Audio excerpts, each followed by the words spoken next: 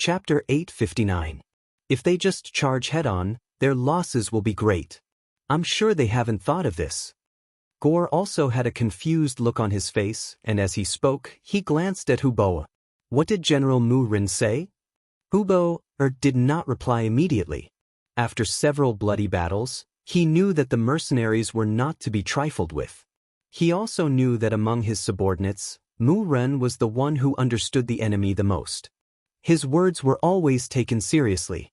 Mu Ren narrowed his eyes slightly, and he was also puzzled. Since the general asked, he replied, "From the looks of it, they're really going to attack the city? Could it be that they've thought of something else? Or do they have enough firearms?" It was no wonder that Mu Ren would say this. Although the mercenaries' cavalry was strong, attacking a city wasn't a battle formation. The effectiveness of cavalry was still very limited. As long as one's head wasn't kicked by a donkey, they would definitely not use cavalry to attack a city. There was only one other reason. They had prepared enough firearms. Whether it was cannons or long-range muskets, they could put a lot of pressure on the Tatar army. When he heard that the enemy might use firearms to attack the city, Hubo's face turned ugly. Previously, the enemy had only used 2 cannons to blast open the city gates, giving them a fright. Fortunately, the facts told them that such powerful firearms were rare in the new army. Only then did they manage to suppress their anxiety. But now, it seemed like the other party was prepared. If that was the case, they really didn't know how to deal with the invisible cannons that could deal great damage to them. Pass down the order. All soldiers prepare for battle. All archers prepare for battle. Hubo's face turned red. Before he knew what the mercenaries were going to do, it was better to be prepared. In Tulu, the Tatar cavalry was also ready for battle. Even when they were ready, the mercenaries still hadn't started their attack. They just slowly arrived 2 miles away from the city and waited in formation. What are they going to do? Hubo stood behind one of the battlements on the city wall and looked at the new army. Her face was filled with confusion. Even if the enemy had firearms to clear the way, they would still have to pay a heavy price to take down Tulu City, which was already prepared.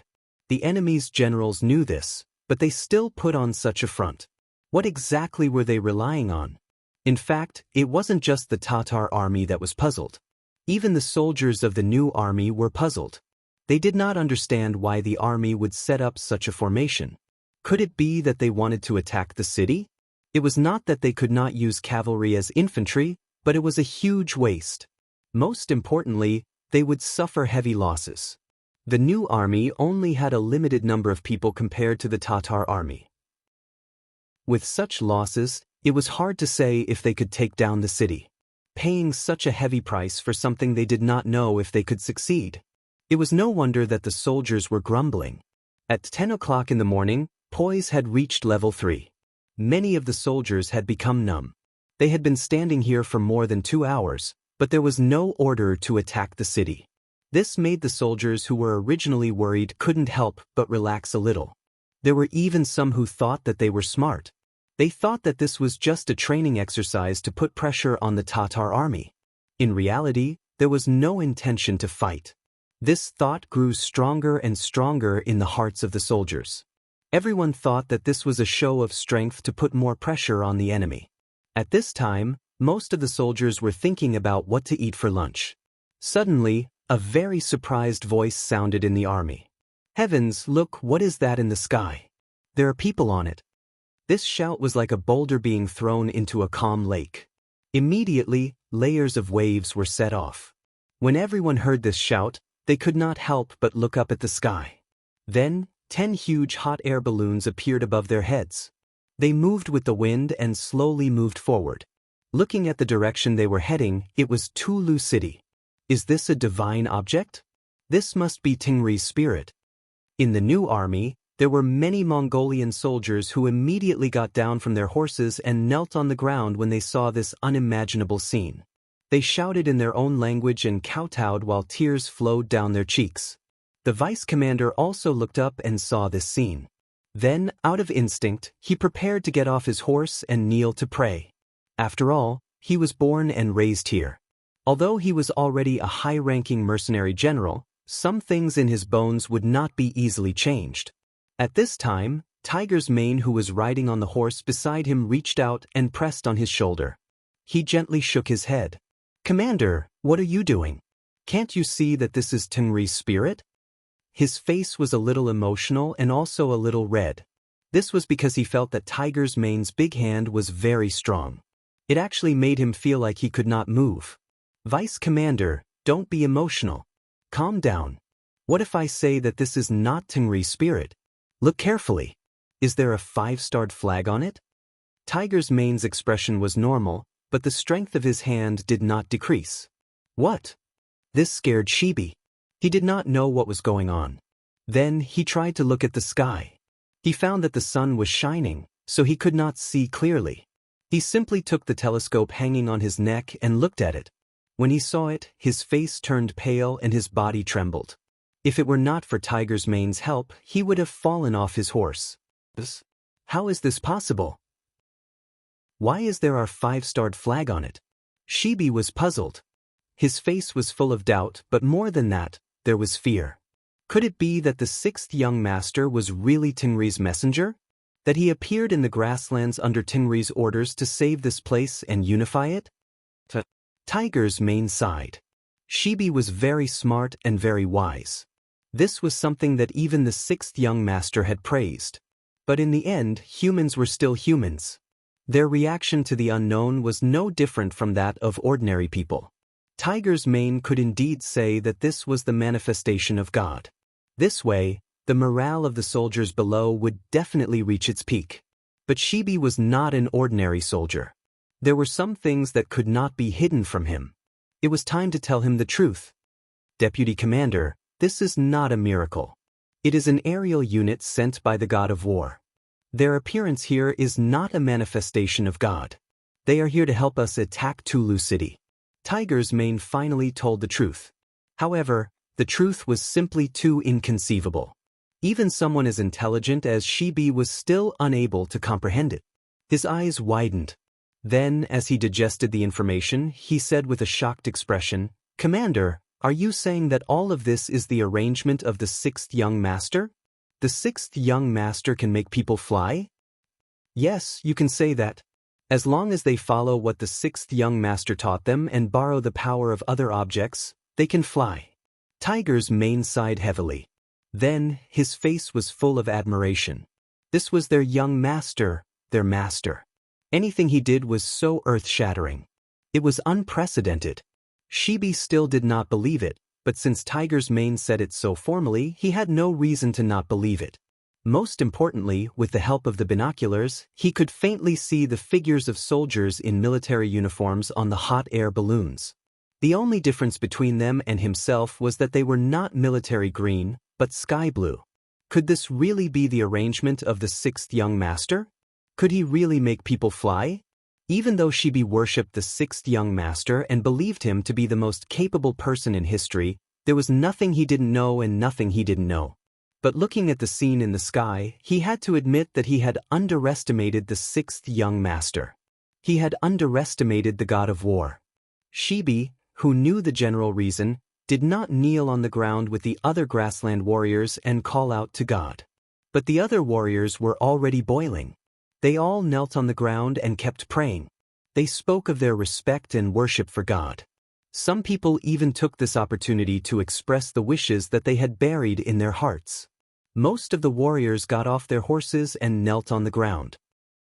At the back of the army, Wang Si was leading a group of teachers and students from the Yang Family Academy. Now, it should be said that the teachers and students of the First City Academy were watching this scene from afar. It was also Wang Si's first time seeing a hot air balloon rise into the sky. It was impossible for him not to be excited. It was just that he had already talked about the relevant knowledge during his teaching, so this excitement was quickly suppressed. He had already confirmed one thing, and that was that the things taught by the 6th young master were not unrealistic in the eyes of others. Instead, they could be put into practice after hard work. Think about it.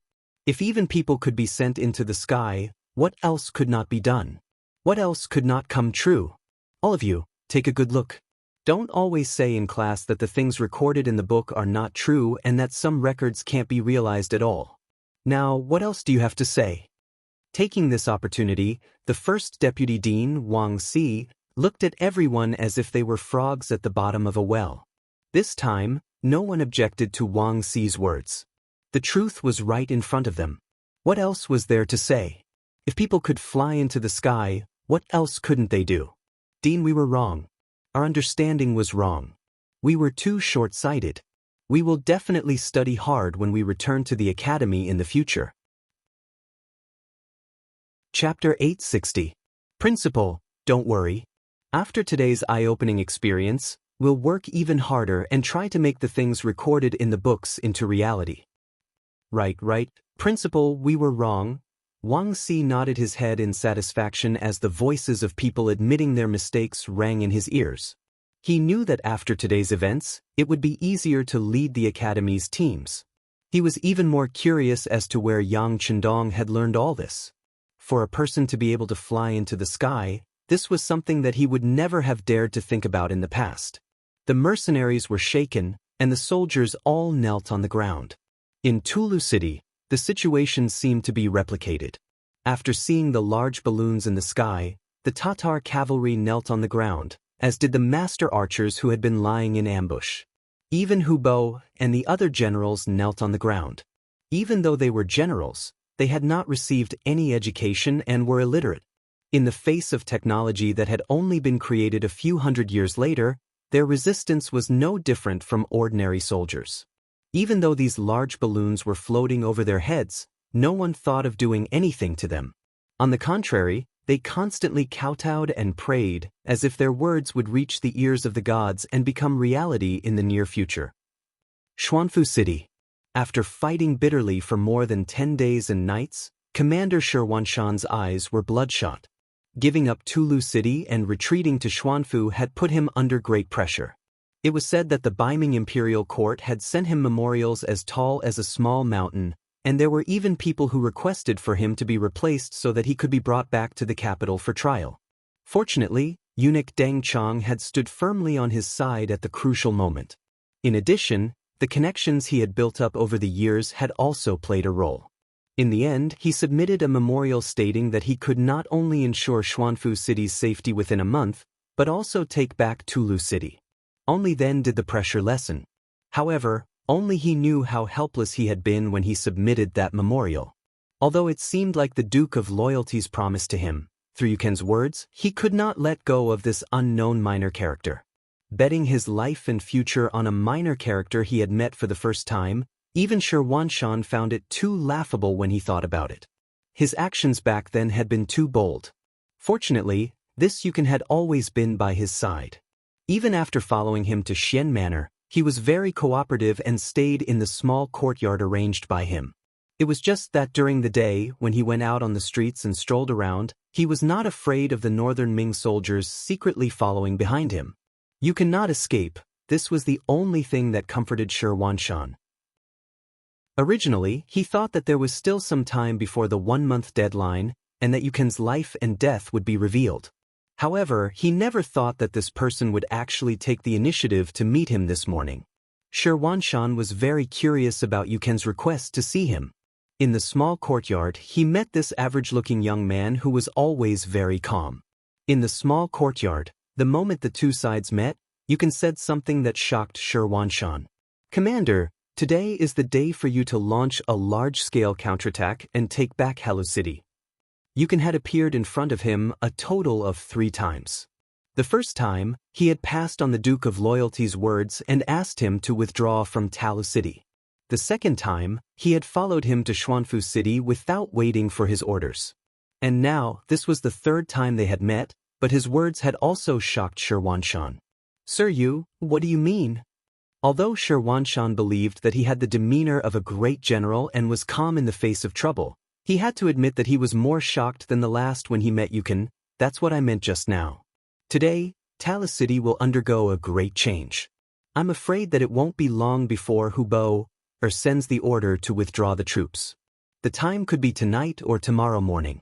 Commander, you just need to make your preparations." Yuken's expression remained the same, as if he was talking about an extremely ordinary matter. He said these words word by word from his mouth. The more calm Yukon was, the more shocked Shirwanshan was. Last time, he had come at the besieged Talu city on the orders of the Duke of Loyalty. This time, Xuanfu City was also tightly surrounded, and no information could be casually leaked out. And now, this person had sent the Duke of Loyalty's orders. Shirwanshan couldn't help but be suspicious. Mr. Yu, where did you get this information from? Is it accurate? Shirwanshan asked in a probing manner. He was simply too curious about this person's ability to know about the world without leaving the city. This information came from the Duke of Loyalty, so it can't be false. As for the source of the information, I'm sorry, but I can't tell you without orders. Alright, the information has been sent. Commander, please make your preparations. After dinner, I will come to the barracks. If the situation in the barracks is still the same by tomorrow morning, I will present myself to the higher-ups. Commander, you don't need to worry about it. Yukan's face was calm, as if he had already disregarded life and death. After saying this, he turned around and left. He didn't give anyone a chance to ask him any questions. He only left Shirwanshan with a thoughtful and mysterious backview.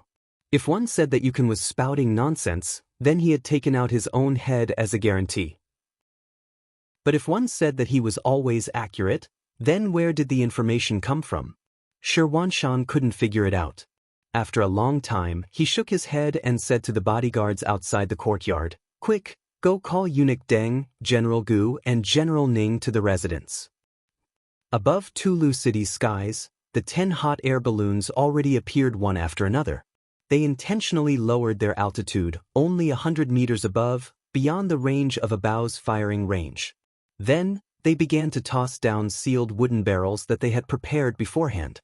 At a distance of more than 100 meters, some people with good eyesight could faintly see the scene above the balloons. They could see some people moving around, and they could even see the bright 5-star army flag fluttering in the wind. What's going on? Why do I seem to see the flag of the mercenaries? Yes, I seem to see it too. What? How is this possible? Heavens, don't tell me that even Longevity Heaven is loyal to the mercenaries. If that's the case, then we are going against the mercenaries. Aren't we disobeying? No one said the following words, but everyone knew what they wanted to say. Even the Everlasting Heaven wanted to hire mercenaries. If that was the case, wouldn't their actions be against the will of the heavens?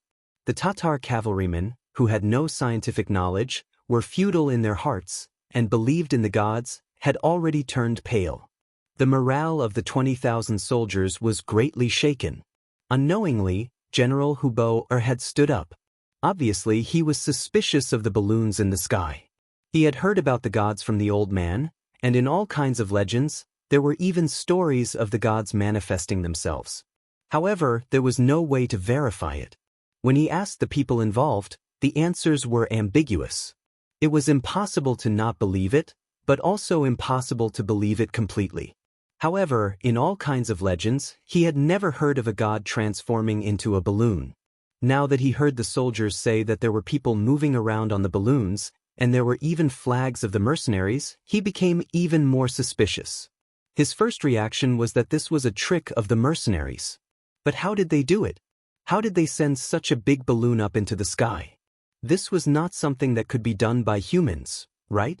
The discussions of the soldiers did not try to avoid him, the great general. Many of the words were clearly heard by Hubo, and it was because of this that his expression became increasingly ugly. Their morale was shaken. If the mercenaries were to launch an attack now, how much combat power would they have left? Just as Hubo felt that the situation was not good, he felt a chill in his heart. There was finally some movement from the balloons, and they began to throw things down. Wooden barrels fell from the sky, heading towards Tulu City. Puff, puff, puff, thump. Every time it fell, there would be a huge explosion. Then, the barrel would explode, and a pool of crude oil would flow in the city. The air was filled with a pungent smell. Falling from a high altitude, the large balloon kept moving slowly. Every time it fell, the landing point of the wooden barrels would be different, causing the liquid in the barrels to spread everywhere. Some of them even landed on top of the soldiers' heads. If they hadn't reacted quickly enough, they would have been crushed to death by the impact. Although no one was hit, the liquid in the bucket inevitably splashed on their bodies. When the soldiers came into close contact with the liquid, some experienced and knowledgeable veterans immediately said, why does this smell like crude oil? This is crude oil. It has appeared in the grasslands before. This thing cannot be touched by fire, or else it will be impossible to put it out. Another older soldier said with certainty, What? Crude oil? Hubo's face suddenly turned frighteningly pale. He immediately thought of the words fire attack. Then he jumped up and shouted, Everyone, stay away from the fire seed. You must not see fire in the city. You must not see fire. Hubo's reaction was quick, but unfortunately, in the face of the crude oil falling from the sky, his shout was not enough to stop the tragedy that followed. Especially when a wooden barrel fell beside the kitchen of the army, a huge fire suddenly rose. In just a short moment, the nearby area was dyed red. Chapter 861.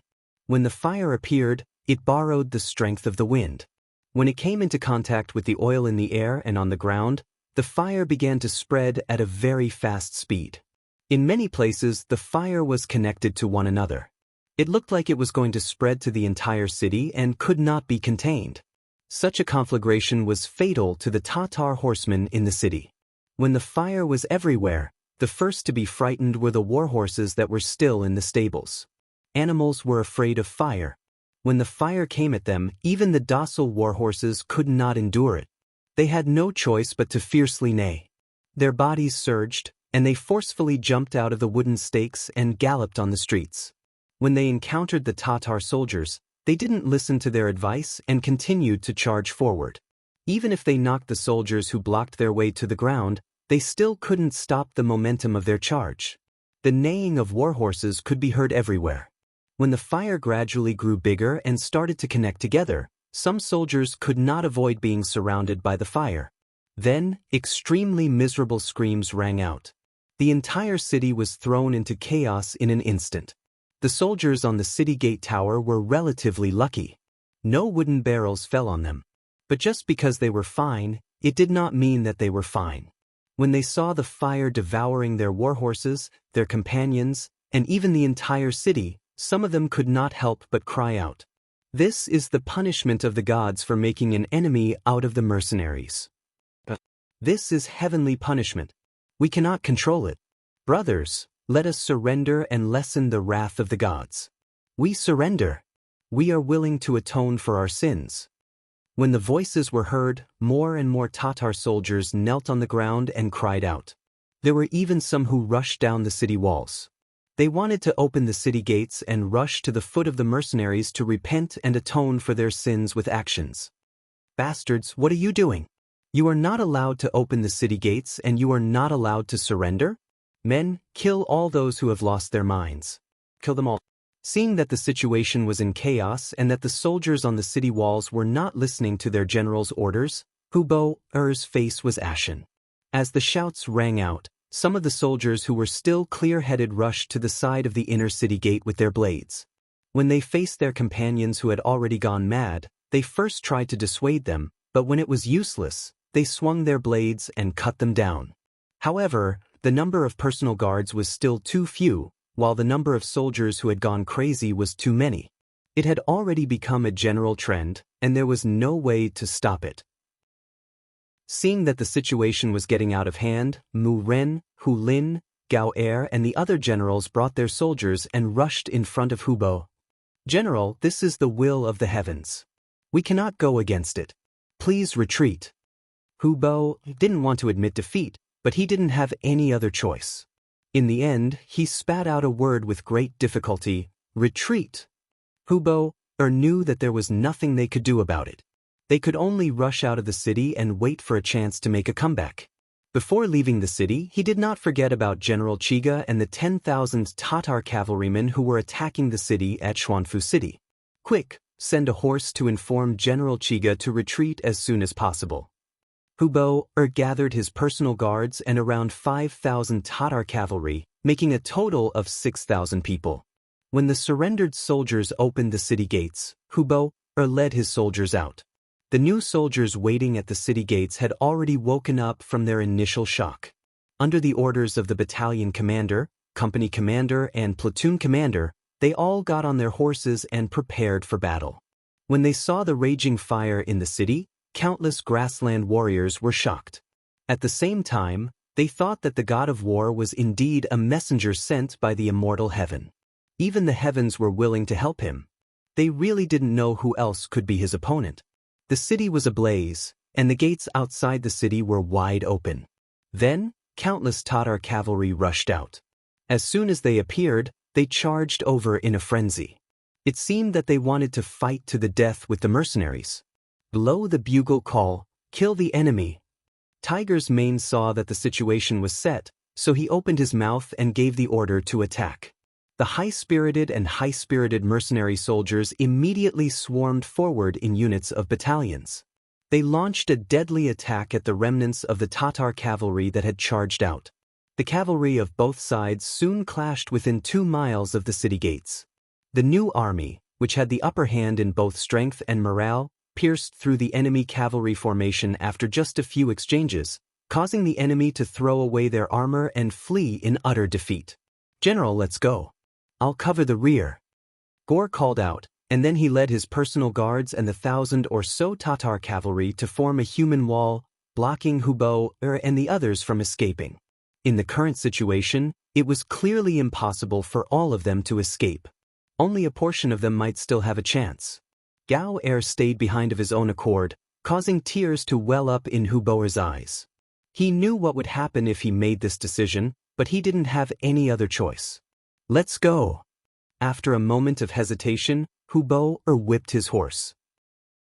Under the protection of Mu Ren, Hu Lin, and several hundred personal guards, they finally broke out of the encirclement of the new army and headed southwest. General Gower, who was left behind with over 1,000 cavalry, was only able to hold out for less than an hour before they were completely annihilated. Among them, Gower was slain by over a dozen blades, thus announcing the great defeat of the Tatar cavalry and the glorious victory of the new army. In this battle, the great fire in the city had killed more than 1,000 Tatar soldiers, injured more than 2,000, and killed 3,000 enemy cavalry. Hubo fled with a few generals and 500 cavalry. The threat of the Tatar cavalry had disappeared, and they fled in defeat. Clean up the battlefield and make preparations. There's still a big fish coming. Seeing that the sun was setting, Tiger's Mane ordered the cooks to cook while ordering the army to take turns to rest and prepare for the upcoming battle. On the walls of the Xuanfu city, Shirwanshan was in a corner of the city gate tower, facing Dengchang, Ancient River, and Ningwenfe. He had already informed the 3 of Yukan's arrival during the day, but the 4 of them had discussed it for a long time without coming to a conclusion. They all had the same question: how did Yukan find out about the news outside with the 4 gates of the Xuanfu city closed? After the incident at Tulu City, Ning Wenfeng had increased the patrols in the city. Even a bird would be discovered if it flew into the city.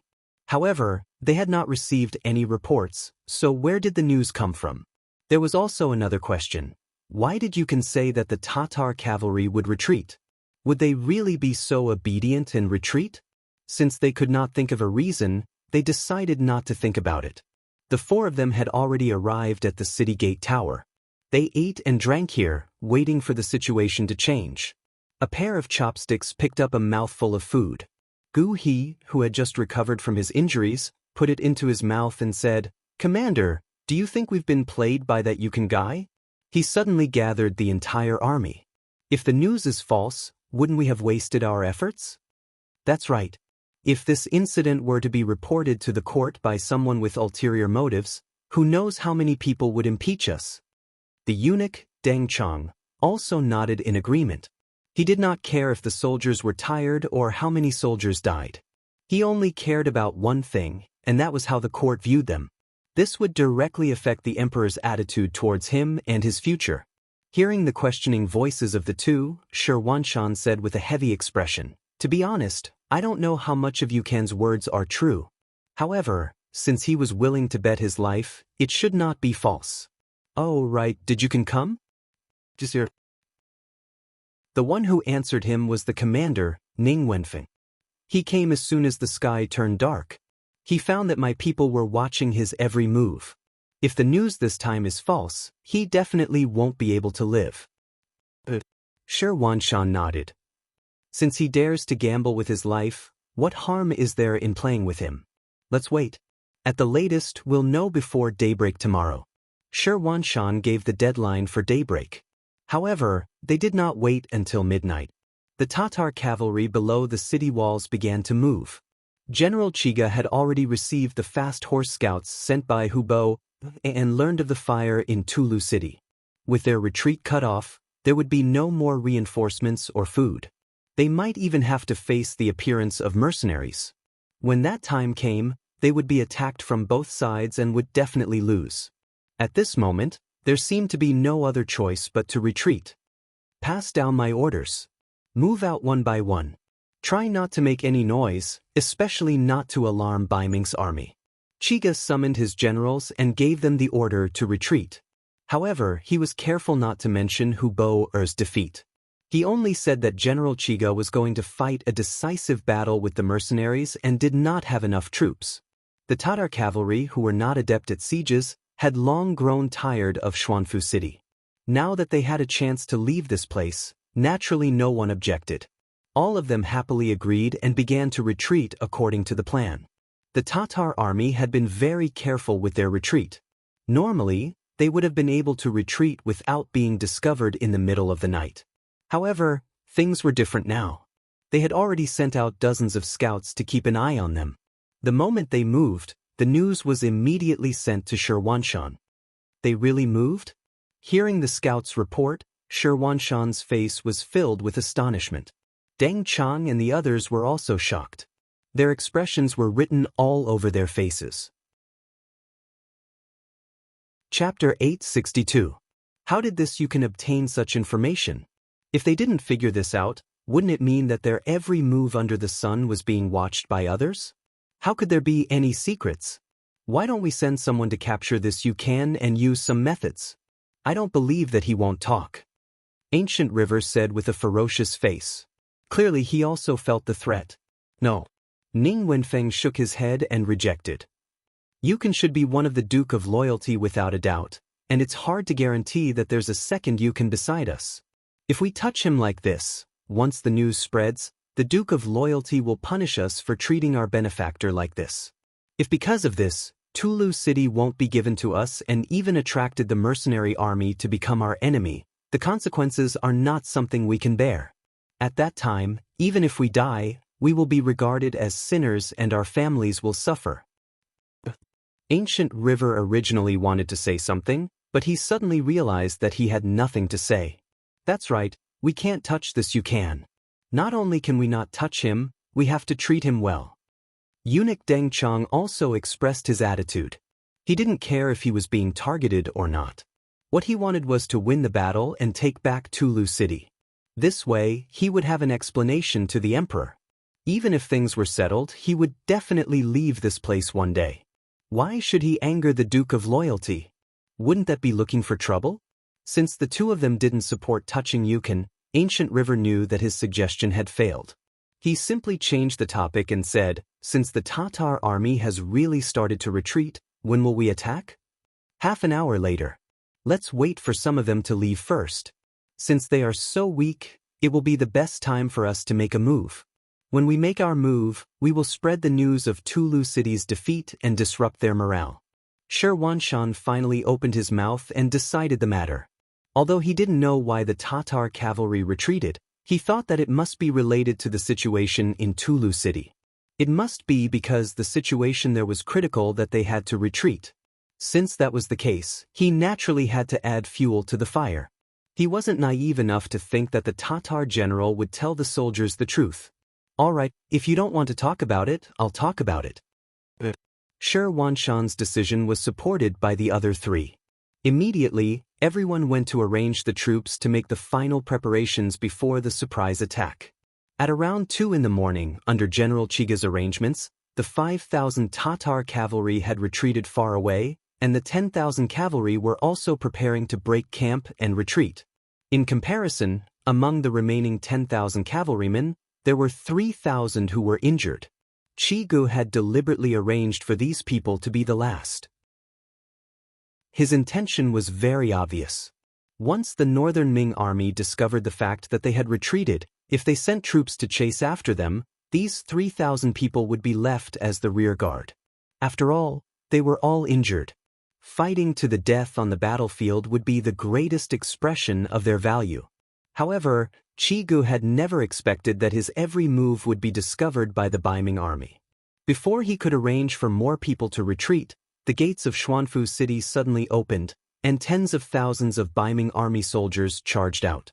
At the very front was the 3,000 cavalrymen led by General Ancient River. This was a new group of cavalrymen made up of old soldiers and new recruits. As soon as they appeared, they held torches and shouted loudly, saying that Tulu City had been occupied by the mercenaries and that the Tatar army had lost, so they charged out and caught Chiga off guard. Seeing the countless torches appear, and seeing that the army was in chaos, Chiga gritted his teeth and made a ruthless decision. Retreat, retreat as much as you can. With that, he led the 2,000 cavalrymen to retreat. After Chiga escaped, the remaining Tatar army became a group of people without a leader. Facing the pursuit of the Baiming army, they only put up a symbolic resistance, and then they either surrendered or knelt on the ground, becoming captives of the Baiming army. It was only a charge, but they actually obtained 7,000 captives. Shi Huanshan was naturally overjoyed. This was definitely a great victory, and once this was reported to the emperor, he would definitely be promoted. Good. Eunuch Deng Chang's joy and anger were written all over his face. His smile was so wide that it could squeeze millions of mosquitoes and flies to death. Eunuch Deng, Wenfeng, I'll leave this place to you. I'll continue to pursue the enemy with General Ancient River and strive to obtain more and take back Tulu City. Shi Huanshan rode his horse to Deng Chang and Ning Wenfeng's side and said in a hurried tone, Good, General Shi, go ahead. Leave this place to me. Deng Chang, who was already so happy that he couldn't tell north from south, naturally agreed. Immediately, Shi Huanshan led the main force under his banner and began to pursue the enemy through the night. Because most of his troops were infantrymen, their speed was limited. The ones that could really play a role were the 3,000 cavalrymen led by Ancient River. However, these 3,000 cavalrymen were also attacked by the Tatar cavalry along the way. This was the gift Chiga had left for the Baiming army. At this moment, the first group of 5,000 cavalrymen from the Xian mansion finally arrived at the foot of Tulu City. The city before them had already been scorched by fire. The 5,000 cavalrymen couldn't believe that this was the city they had left not long ago. But what was even more unexpected was that after the bugle call to charge, many mercenaries suddenly appeared all around them. They split into several directions and surrounded the cavalrymen. Under a direct attack, the panicked Tatar cavalry announced that their battle formation had collapsed. Apart from less than 1,000 men who managed to charge out, the rest were either killed or captured. The new army had once again performed a meritorious service. Quickly clean up the battlefield. There will be more enemies coming. Commander Tiger's Mane commanded the army to collect the enemy corpses and draw in the horses in an orderly manner. The Falcon Regiment's actions were truly extraordinary. Not only did they burn down Tulu City, they also greatly raised the morale of the new army. Who didn't know that even God was willing to help the war god?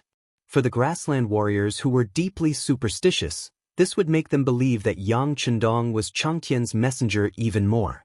This would play an immeasurable role in rallying the morale of the army. About 4 to 6 hours later, in the afternoon, Chiga, who was leading 1,000 Tatar cavalry that had fled in a sorry state, appeared.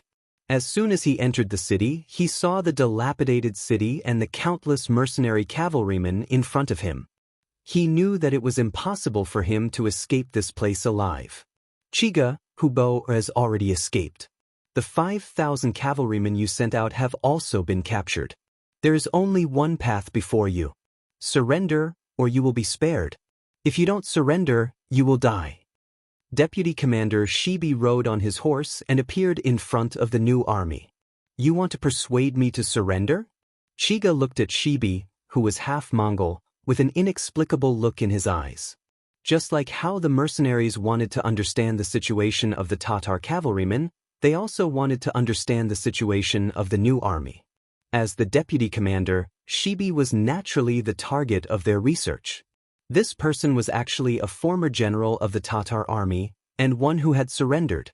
It was hard to understand how such a person could be used by the war god, and even be promoted to such a high position. It was impossible to say that Chiga did not have any envy and jealousy in his heart. However, he would not choose to walk down the same path.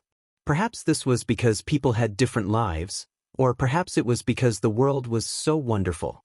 There had to be different choices to lead a different life. That's right, I want to persuade you to surrender. Speaking of which, General Chiga is also a talent. He's been in the Tatar army for too long. If you can work for the war god, I can guarantee you a high position and a good salary. How about it? At the same time, these words were undoubtedly more realistic when spoken by someone who had personally experienced it. However, not everyone was willing to surrender. Chiga's character was one of those who would rather break than bend. Perhaps his ability was limited, or perhaps his personal strength was average, but his character was still very stubborn. Shibi, don't think that just because you surrendered to the Han people, we are all soft. Let me tell you, if you want to persuade me to surrender, there is no way. If you have the ability, then come and kill me. Otherwise, just wait for me to kill you. Ice. A sigh sounded, and it was because of Chiga's actions. Then Shibi slowly raised his right hand and slammed it down. On both sides of him, countless cavalrymen in green rushed forward. Chiga also roared and led 1,000 cavalrymen to meet the enemy head-on. However, whether it was the morale of the troops or the numbers, the Tatar cavalrymen who were at a disadvantage only lasted for an hour before collapsing. Then they were surrounded, and those who would rather die than surrender would be killed. Surrendering would allow them to live. For hours later, more than 2,000 cavalrymen came from the direction of the Xian mansion. It was Ancient River's army. They chased the enemy all the way from the Xian mansion to Tulu City, but they were still a step too late. When they arrived, they saw the already dead Chiga and the mercenaries cleaning up the battlefield. That's it? Ancient River, who was at the front of the cavalry, saw that the battle was over and was shocked. As far as he knew, there were no less than 6,000 Tatar cavalrymen who escaped from the Xian mansion. How could they be dealt with so quickly? General Gu, right? I am the new deputy commander of the army, Shibi. I have been waiting for you for a long time under the orders of the commander. This is Tulu City, and it is now officially in your hands. I hope you don't lose it. We are not willing to help you take it back every time. Shibi, who had followed Yang Chendong to the Xian Manor, stood out once again. After greeting Gu He didn't wait for the other party to say anything before leading the army and leaving.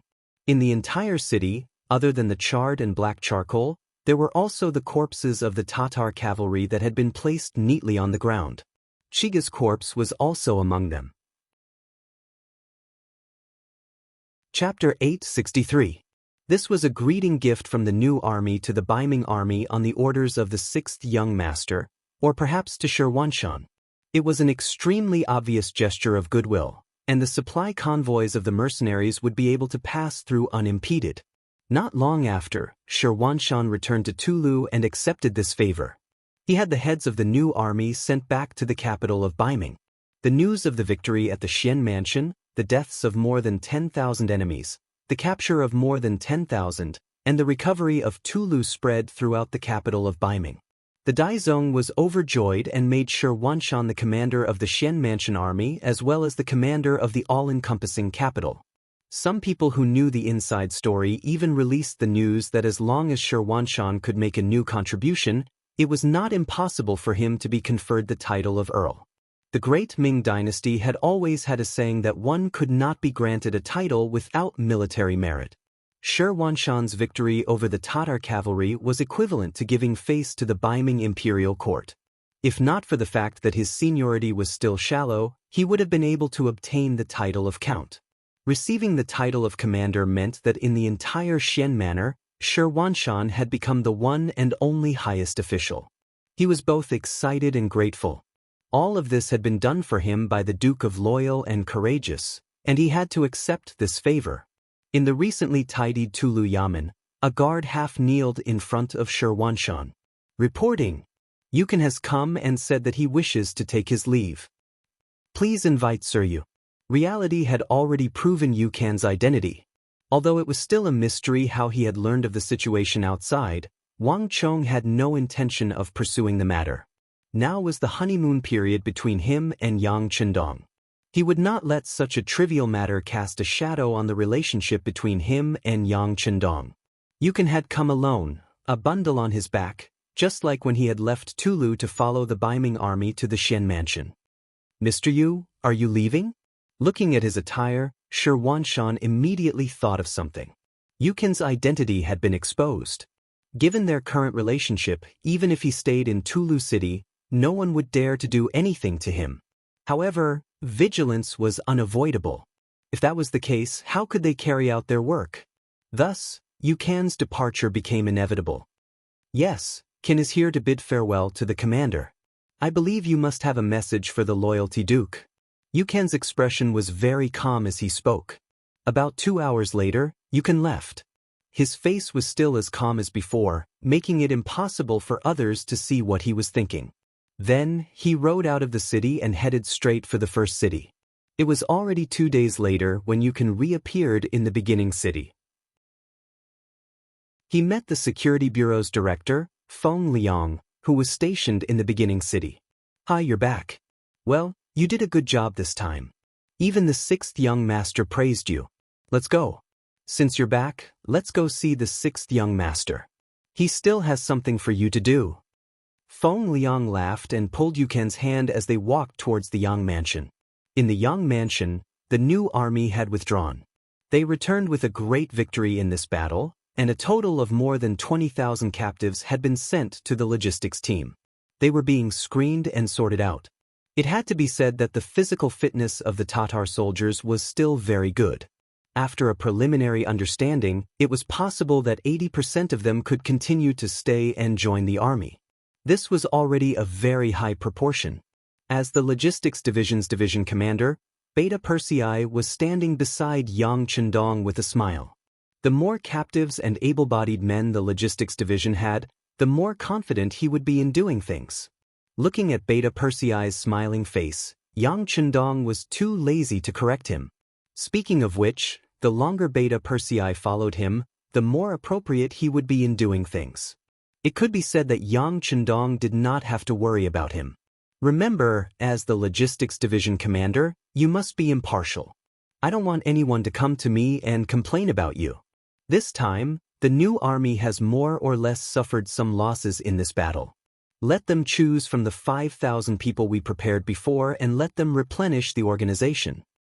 Yes, young master, I'll remember. Beta Persei kept nodding. One of the goals was to replenish the source of soldiers in time and restore the organization of the various divisions and regiments. Only when this requirement was met would the generals work harder in the war. They would not have to worry about the problem of too many losses after the battle. On the battlefield, they would dare to fight the enemy with their lives and fight big and fierce battles. Also, a new batch of supplies will soon be sent from Huergan City. There will be 200,000 Han people and 30,000 aspiring youths accompanying them. The food and accommodation of these people must be arranged as soon as possible. I'm not worried about the 200,000 people. We've already opened up 300,000 mu of barren land around the beginning city. It's enough for them to do whatever they want. However, we need to make good arrangements for the 30,000 young people. They can choose whether they're good at literature or martial arts. These are the future seedlings of Lingfeng. I'll leave their training to your logistics division. The Cold Front was the most powerful military force in Yang Xie's forces. All the officers must be composed of Han people. Otherwise, such a powerful military force and the existence of foreign races would always be worrying.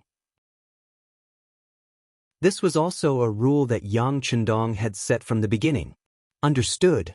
Young master, please don't worry. I will arrange these in advance. Beta Persei patted his chest with a reassuring look. After a while, there was the sound of footsteps outside the door. Yang Si appeared. Young master, Director Feng has brought team leader you can hear. Okay, let them in. Yang Chendong nodded, then looked at Beta Persei and continued, the new army is back.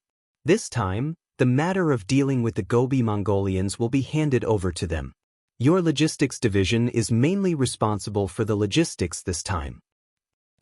Beta Persei's face changed when he heard this. He thought that he would have the opportunity to go to war. He even prepared a reserve army of 5,000. But now, he was deprived of the right to go to the battlefield with just one sentence. It would be strange if he was happy. But you don't know how many people are jealous of your position as the logistics division commander. If you are allowed to go to the battlefield, how will the other generals have the chance to perform meritorious deeds? Well, of course, if you must go to the battlefield, you have to hand over the position of division commander and let someone else take it. Yang Chendong was not unreasonable. He took the initiative to give Beta Persei a chance to choose. It was said to be a choice, but the result had already been decided. For the last battlefield, Beta Persei would not give up the position of logistics division commander. He had no choice but to lower his head and say, young master, then I'll just take care of the logistics. Well, young master is very happy that you have such awareness. This is called doing your job. As the first division commander, you have to set a good example. When someone takes over your position in the future, they won't think about going to the battlefield. Don't worry, there will be battles for you in the future. As for now, go and arrange the work I just mentioned. Yang Chendong said in a gentle tone. It was obvious that he valued Beta Persei. The last words made Beta Persei feel warm in his heart. He immediately saluted and left. He passed by Feng Liang and Yukin who were entering the courtyard. Both sides nodded to each other as a greeting. The hero is back. As soon as he saw Yukin who was following Feng Liang, Yang Chendong smiled and joked. Then he took the initiative to stand up from the chair and extend his arm. Seeing Yang Chendong stand up, Feng Liang and Yukin did not dare to be negligent. They hurriedly walked a few steps and came in front of him. They first saluted and then stretched out their hands. They looked very excited. Even Yukan, who was usually very calm when dealing with people, was flushed with excitement at this moment. This was the sixth young master, the founder of Yang Xie forces. In front of him, no Yang Xie member had any reason to be arrogant. I have a seat. After shaking hands with Feng Liang and Yukan, Yang Chendong smiled and pointed to the two bamboo chairs placed opposite him. Then he picked up the Grassland King cigarettes on the stone table and gave one to each of the two people in front of him. Grassland King cigarettes were the latest products in Chichen City. Considering that there was only one type of cigarette, which was too monotonous, they made a few more types according to Yang Chendong's idea. For example, the very ordinary Dahai and Blue Sky cigarettes. The Grassland King cigarettes were very advanced and were not for sale. They were only provided to some high-ranking officers. Hey, this Grassland King cigarettes are milder than the God of War cigarettes. I only got one, so I have to smoke it sparingly. Feng Liang smiled and helped Yang Chendong light the cigarette. The sincere smile on his face did not show the shrewdness and calmness that an intelligence officer should have. Okay, when you leave later, I will let you take two more back. And Yukin's performance was also very good. When you leave, take two more. Yang Chendong seemed to be in a good mood and casually gave out 4 Grassland King cigarettes. Of course, the cigarettes were a small matter. The main thing was to express a friendly attitude. Sometimes, a small action could buy the hearts of many people. Feng Liang and Yukin immediately stood up to express their gratitude. Yang Chendong smiled and gestured for the two to sit back down. Then he looked at the latter and said, Yukin, this time your performance was very good. Tell me, what do you know about the Baiming army? Yukin agreed. He then gave a summary report of what he had seen and the information his subordinates had gathered. According to Yukin, the combat power of the Baiming army had increased compared to before. Perhaps it was because the Ming dynasty was divided into north and south, and the sudden rise of the mercenaries gave the emperor a lot of pressure. Now, not only did the military budget increase, but the social status of the generals also increased. Especially since firearms were prepared for the army. If they fought with Yes Hen, the Tumu Castle incident would not have happened. Chapter 864. Because of the Baiming dynasty's martial prowess, many ambitious youths joined the army. In addition, the Great Ming dynasty had a large population, so the supply of soldiers wasn't a problem. It was inevitable that the army would grow stronger. Of course, there were still problems. For example, there were still some senior generals who embezzled the soldiers' pay. Fortunately, Shi Wanshan was an upright person, so this didn't happen often in the Xian mansion. There was also another major problem, which was the conflict in the heart of the Dai Zong emperor. He wanted to increase the army's fighting strength, but he was also worried that the army would become too powerful. One day, their achievements would overshadow the emperor, and they wouldn't listen to his orders. As a result, the power of the eunuchs in the army would grow. This was indeed a way to keep the generals in check, but at the same time, it also sowed a conflict. In the end, you can also said, sixth young master, after this incident, Shi Wanshan's reputation has indeed shot up. It seems that he is unparalleled in the limelight, and many people have even joined the army out of admiration. This will be a great boost to the strength of the Xian Manor's army. However, once eunuch Deng Chong, who has a good relationship with him, is transferred away and replaced with someone who isn't of one mind, there will be more internal problems. It's unknown how much of their fighting strength they will be able to display. Yang Chindong listened carefully, not interrupting the other party's conversation. From time to time, he would nod in agreement. When the other party finally stopped talking, he nodded. Not bad, Yukan's analysis is very good. The sixth young master will remember these things and know what to do. This time your identity was exposed in Talu. Have you thought about where you'll be working next? It's all up to the sixth young master, Yukan said without missing a beat. This time, he had performed a meritorious service. Although he was only passing on an order, his courage to take risks was recognized. Most importantly, until he left, he didn't give himself away in the slightest. He didn't expose the radio station, so Shi Wanshan still couldn't figure out where his information came from. This illusion was set up very well. This was one of the main reasons why he had performed a meritorious service. With this, there would be suitable arrangements for his next job. Alright, you can go to North Korea next. Recently, their naval activities have been very frequent. They have repeatedly passed by our naval ships transporting supplies, and the distance between the two sides is getting closer and closer. If this goes on, I am afraid that sooner or later there will be a problem. Since we are going to fight, then we must first understand the situation over there. How about you be the director? Compared to his previous position as a team leader, the director was equivalent to a promotion. This was an affirmation of Kan's work and also a reward for him. Yukan immediately stood up and saluted. Sixth young master, please be at ease. I will definitely get a clear picture of the situation over there as soon as possible. Once the war starts, we will be the army's eyes and ears. Good. Yang Chindong laughed with satisfaction. In the Great Ming dynasty's Forbidden Sea, the strength of the sea was already very limited. This was especially so in Baiming, where there was almost no navy.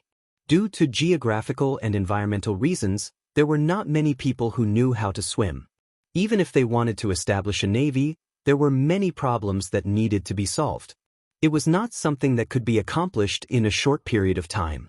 North Korea was different. They were originally close to the sea, and their naval industry had always been very developed. The commander of the 1st Naval Army, Gao Xiong, reported that recently when they were transporting supplies to the sea town, they had encountered the North Korean Navy several times. Although everyone restrained themselves and did not make a move, the other party's investigation was very clear. If one did not consider the future, there would be immediate worries. North Korea should be prepared for the problem. Yang Chindong sent Yukan over to do a deeper understanding and investigation. Yukan's appointment meant that Yang Chindong didn't need to worry about him. After the new army was replenished, Yang Chindong turned his attention to the Mongol tribes in the north of the desert. According to the information provided by the Security Bureau, the escaped Tu Ya had already found the two generals, Na Ri Song and Bao Yin. They quickly gathered 40,000 cavalrymen and went straight to the vicinity of Enma River. They used the slogan of protecting the king to start a war with Fan Yuhai. Fan Yuhai, who was already prepared, used the name of Sud Khan to wipe out the rebels. He brought 35,000 cavalrymen to engage in a bloody battle with Na Ri Song on the grasslands. Both sides suffered casualties, and they were now at a crucial moment in the battle. It's time to set off. After receiving the information, Yang Chendong called over Tiger's Mane, Xiao Feng, and the other generals. After a discussion, the army set off a day later, heading straight for the Mongol tribe in the desert. Balsi and Tan, north of Enma River, was a temporary capital built at the end of the Yuan dynasty. In the current Mongolian East Province, west of Chobushan City, north of the middle reaches of Krulin River, Balsi Hot. At this moment, there was a cavalry war going on here. Both sides had tens of thousands of cavalrymen clashing in this area. The war had already lasted for 10 days, and there was no sign of it stopping. Fresh blood dripped onto the grasslands. From afar, it was a patch of red, like a sea of blood. One side used the name of Sud Khan to wipe out the rebellion, but they just wanted to steal the command of the Mongol tribe in the desert. The other side shouted that they wanted to save the emperor, to clean up the emperor's side. They wanted to take back the highest authority of the Mongol tribe in the desert and repeat the glory and prestige of the Golden family. Both sides refused to give way to each other. The war went from a small-scale battle at the beginning, with only 60 to 70,000 cavalrymen joining. After 10 days, more and more small tribes joined for various benefits. The number of cavalrymen also continued to rise, reaching 100,000. Moreover, there was an endless stream of different powers joining the battlefield, causing the scale of this war to grow larger and larger, exceeding the expectations of both sides. Fan Yuhai originally thought that controlling Sud Khan was equivalent to controlling the lifeline of the Mongol tribe in the desert. When the time came, he only needed to marry Princess Tuoya, and with enough status, he could get rid of the donkey after it had outlived its usefulness. Then he would shout out, and naturally there would be countless people responding. He would then have the confidence to challenge the mercenaries. In the future, he would even become one of the overlords of the grasslands, and it was not impossible for him to unify the grasslands. He never would have thought that something that did not seem very difficult would happen because Sud Khan faked taking medicine and told the truth to Princess Tuoya, causing her to suddenly escape. Although he had used this time to control some of the Mongol army, and with Sud Khan, it was equivalent to having a righteous cause and seemed to have the upper hand. However, he forgot one thing, and that was that everyone had ambition, especially the Mongol tribe in the desert. The army was not centralized, and they did not have any large cities to rely on. Over time, the Mongol tribe in the desert had long lost its military power, forming many small tribes and small powers. In the past, when Sud Khan was here, with his understanding of these small powers, he could still forcefully command them. But now, Sud Khan lay in bed every day, looking like he was just waiting to die. He did not care about any political matters, and the entire tribe was in chaos. It had only been 10 days since the start of the war, and there were already more than 10 leaders of small tribes who came to visit him. On the surface, they came to see Sud Khan, but in reality, they came to negotiate with Fan Yuhai, the true leader, to seek their own benefits. Some of the leaders of these small tribes only had a few hundred cavalrymen under their command, while others had 1,000 cavalrymen. The more powerful ones had thousands to thousands of cavalrymen under their command. The conditions they proposed were also based on their own strength. The stronger the leader, the more benefits they would ask for. On the other hand, the weaker the leader, the less benefits they would ask for. Some would even ask for 1,000 horses and sheep. Facing these leaders who came to negotiate with him, Fan Yuhai did not reject any of them. He didn't have that many resources in his hands, but it didn't matter.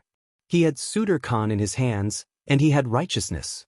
He gave away large tracts of land and fertile grazing lands just to win the support of these tribes. After all, the land was not his, and Fan Yuhai did not feel any heartache when giving out these things. Not to mention, he had a little plan in his heart.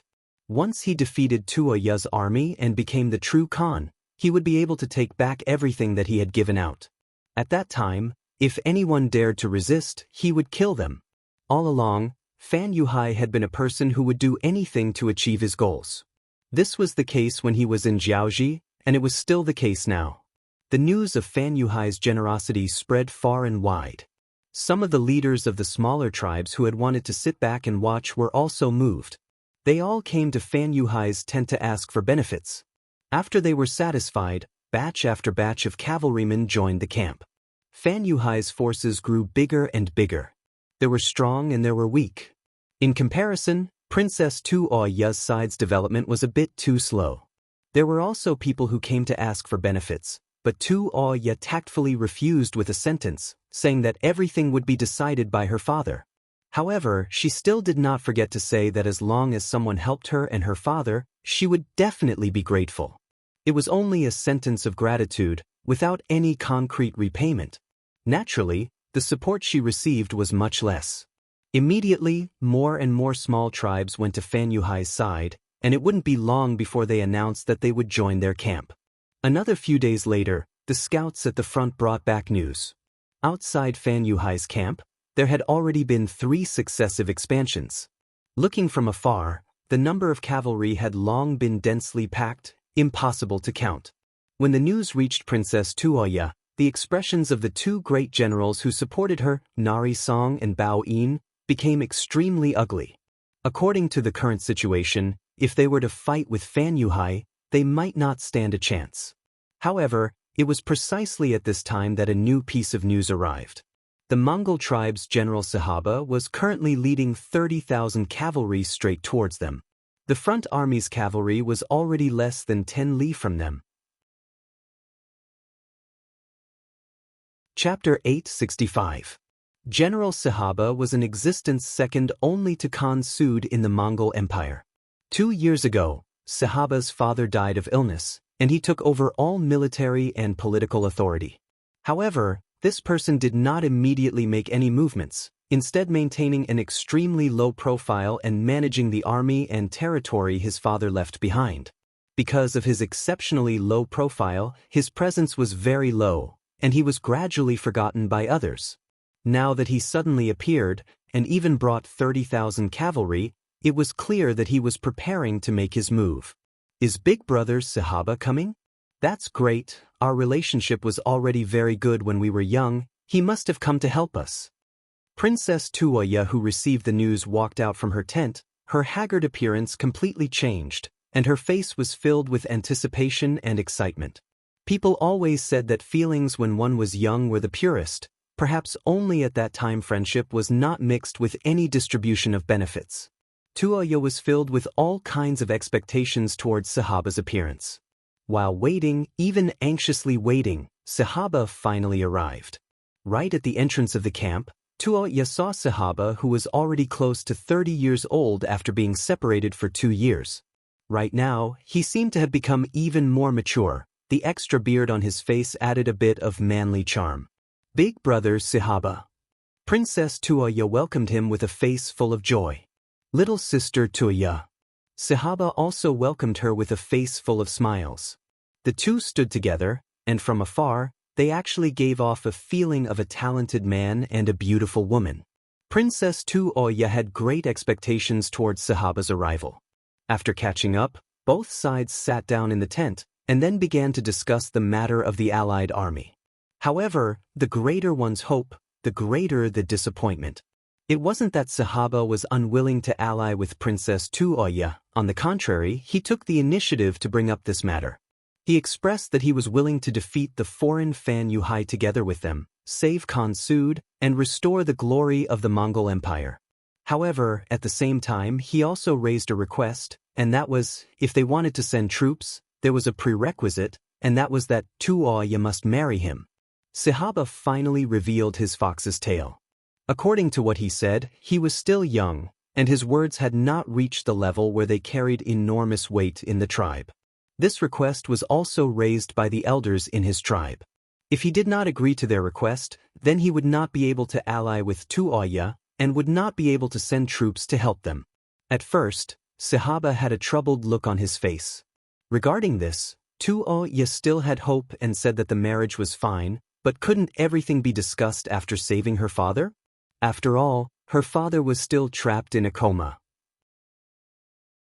As his daughter, if she married someone else, a marriage without the blessings of her family would not be a happy one. Sahaba rejected the offer right away. He had to get married. Only then would the alliance between the two sides be unbreakable. Not only that, but the military power of both sides would be handed over to him in the end. This would be a great advantage for him to command the army better and defeat Fan Yuhai. If it was just a marriage alliance, Tuoya still had a glimmer of hope in her heart. But now, the other party even wanted to get their hands on military power. Even a fool could see what was going on. Tuoya did not immediately agree. Instead, she expressed that she needed to think about it. That night, Tuoya had a discussion with Na Risong and General Bao Yin, and finally came to a conclusion. Sahaba and Fan Yuhai were the same. They were both ambitious people. Once they formed an alliance with them, it would be no different from asking a tiger for its skin. The nature of this peace talk had already changed. There was no need to continue. After coming to a conclusion, even though Tuoya was very disappointed, it could be said that one of her worries had been resolved. At least she knew one thing, and that was that in front of enormous benefits, nothing was reliable.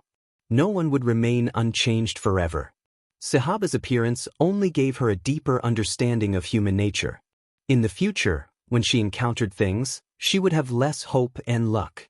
That night, after making her decision, Tuoya slept very soundly. What she didn't know was that when she woke up the next morning, everything had changed. Just last night, General Bao Yin encountered an assassination attempt. His injuries were serious, and it was likely that he wouldn't live for long. Even more terrifying things had yet to come. Apart from the 5,000 cavalry under General Na Risong and the 5,000 cavalry under General Bao Yin who was in a daze, the other 20,000 cavalry officers that belonged to them had all thrown their lot in with Sahaba. Perhaps in the eyes of the grassland men, they didn't have the tradition of listening to women. In comparison, Sahaba was clearly more reliable than Princess Tuoya. He was more of a trustworthy person. She ran into Bao Yin's tent like a madwoman and saw General Bao Yin lying on the bed with a pale face. Among all the generals, Bao Yin had the best personal relationship with Tuoya. He was also the person she trusted the most other than her father. But now, they were going to be separated by life and death forever. Tears flowed down Tuoya's eyes uncontrollably. "Princess, don't cry anymore. He's already dead. It's just that Tingri might like me a little more. That's why they urgently summoned me." At this time, Bao Yin still forced a smile. He reached out and used all his strength to place a commander's seal in Tuoya's hand. "Princess, Bao Yin won't be able to accompany you in the future.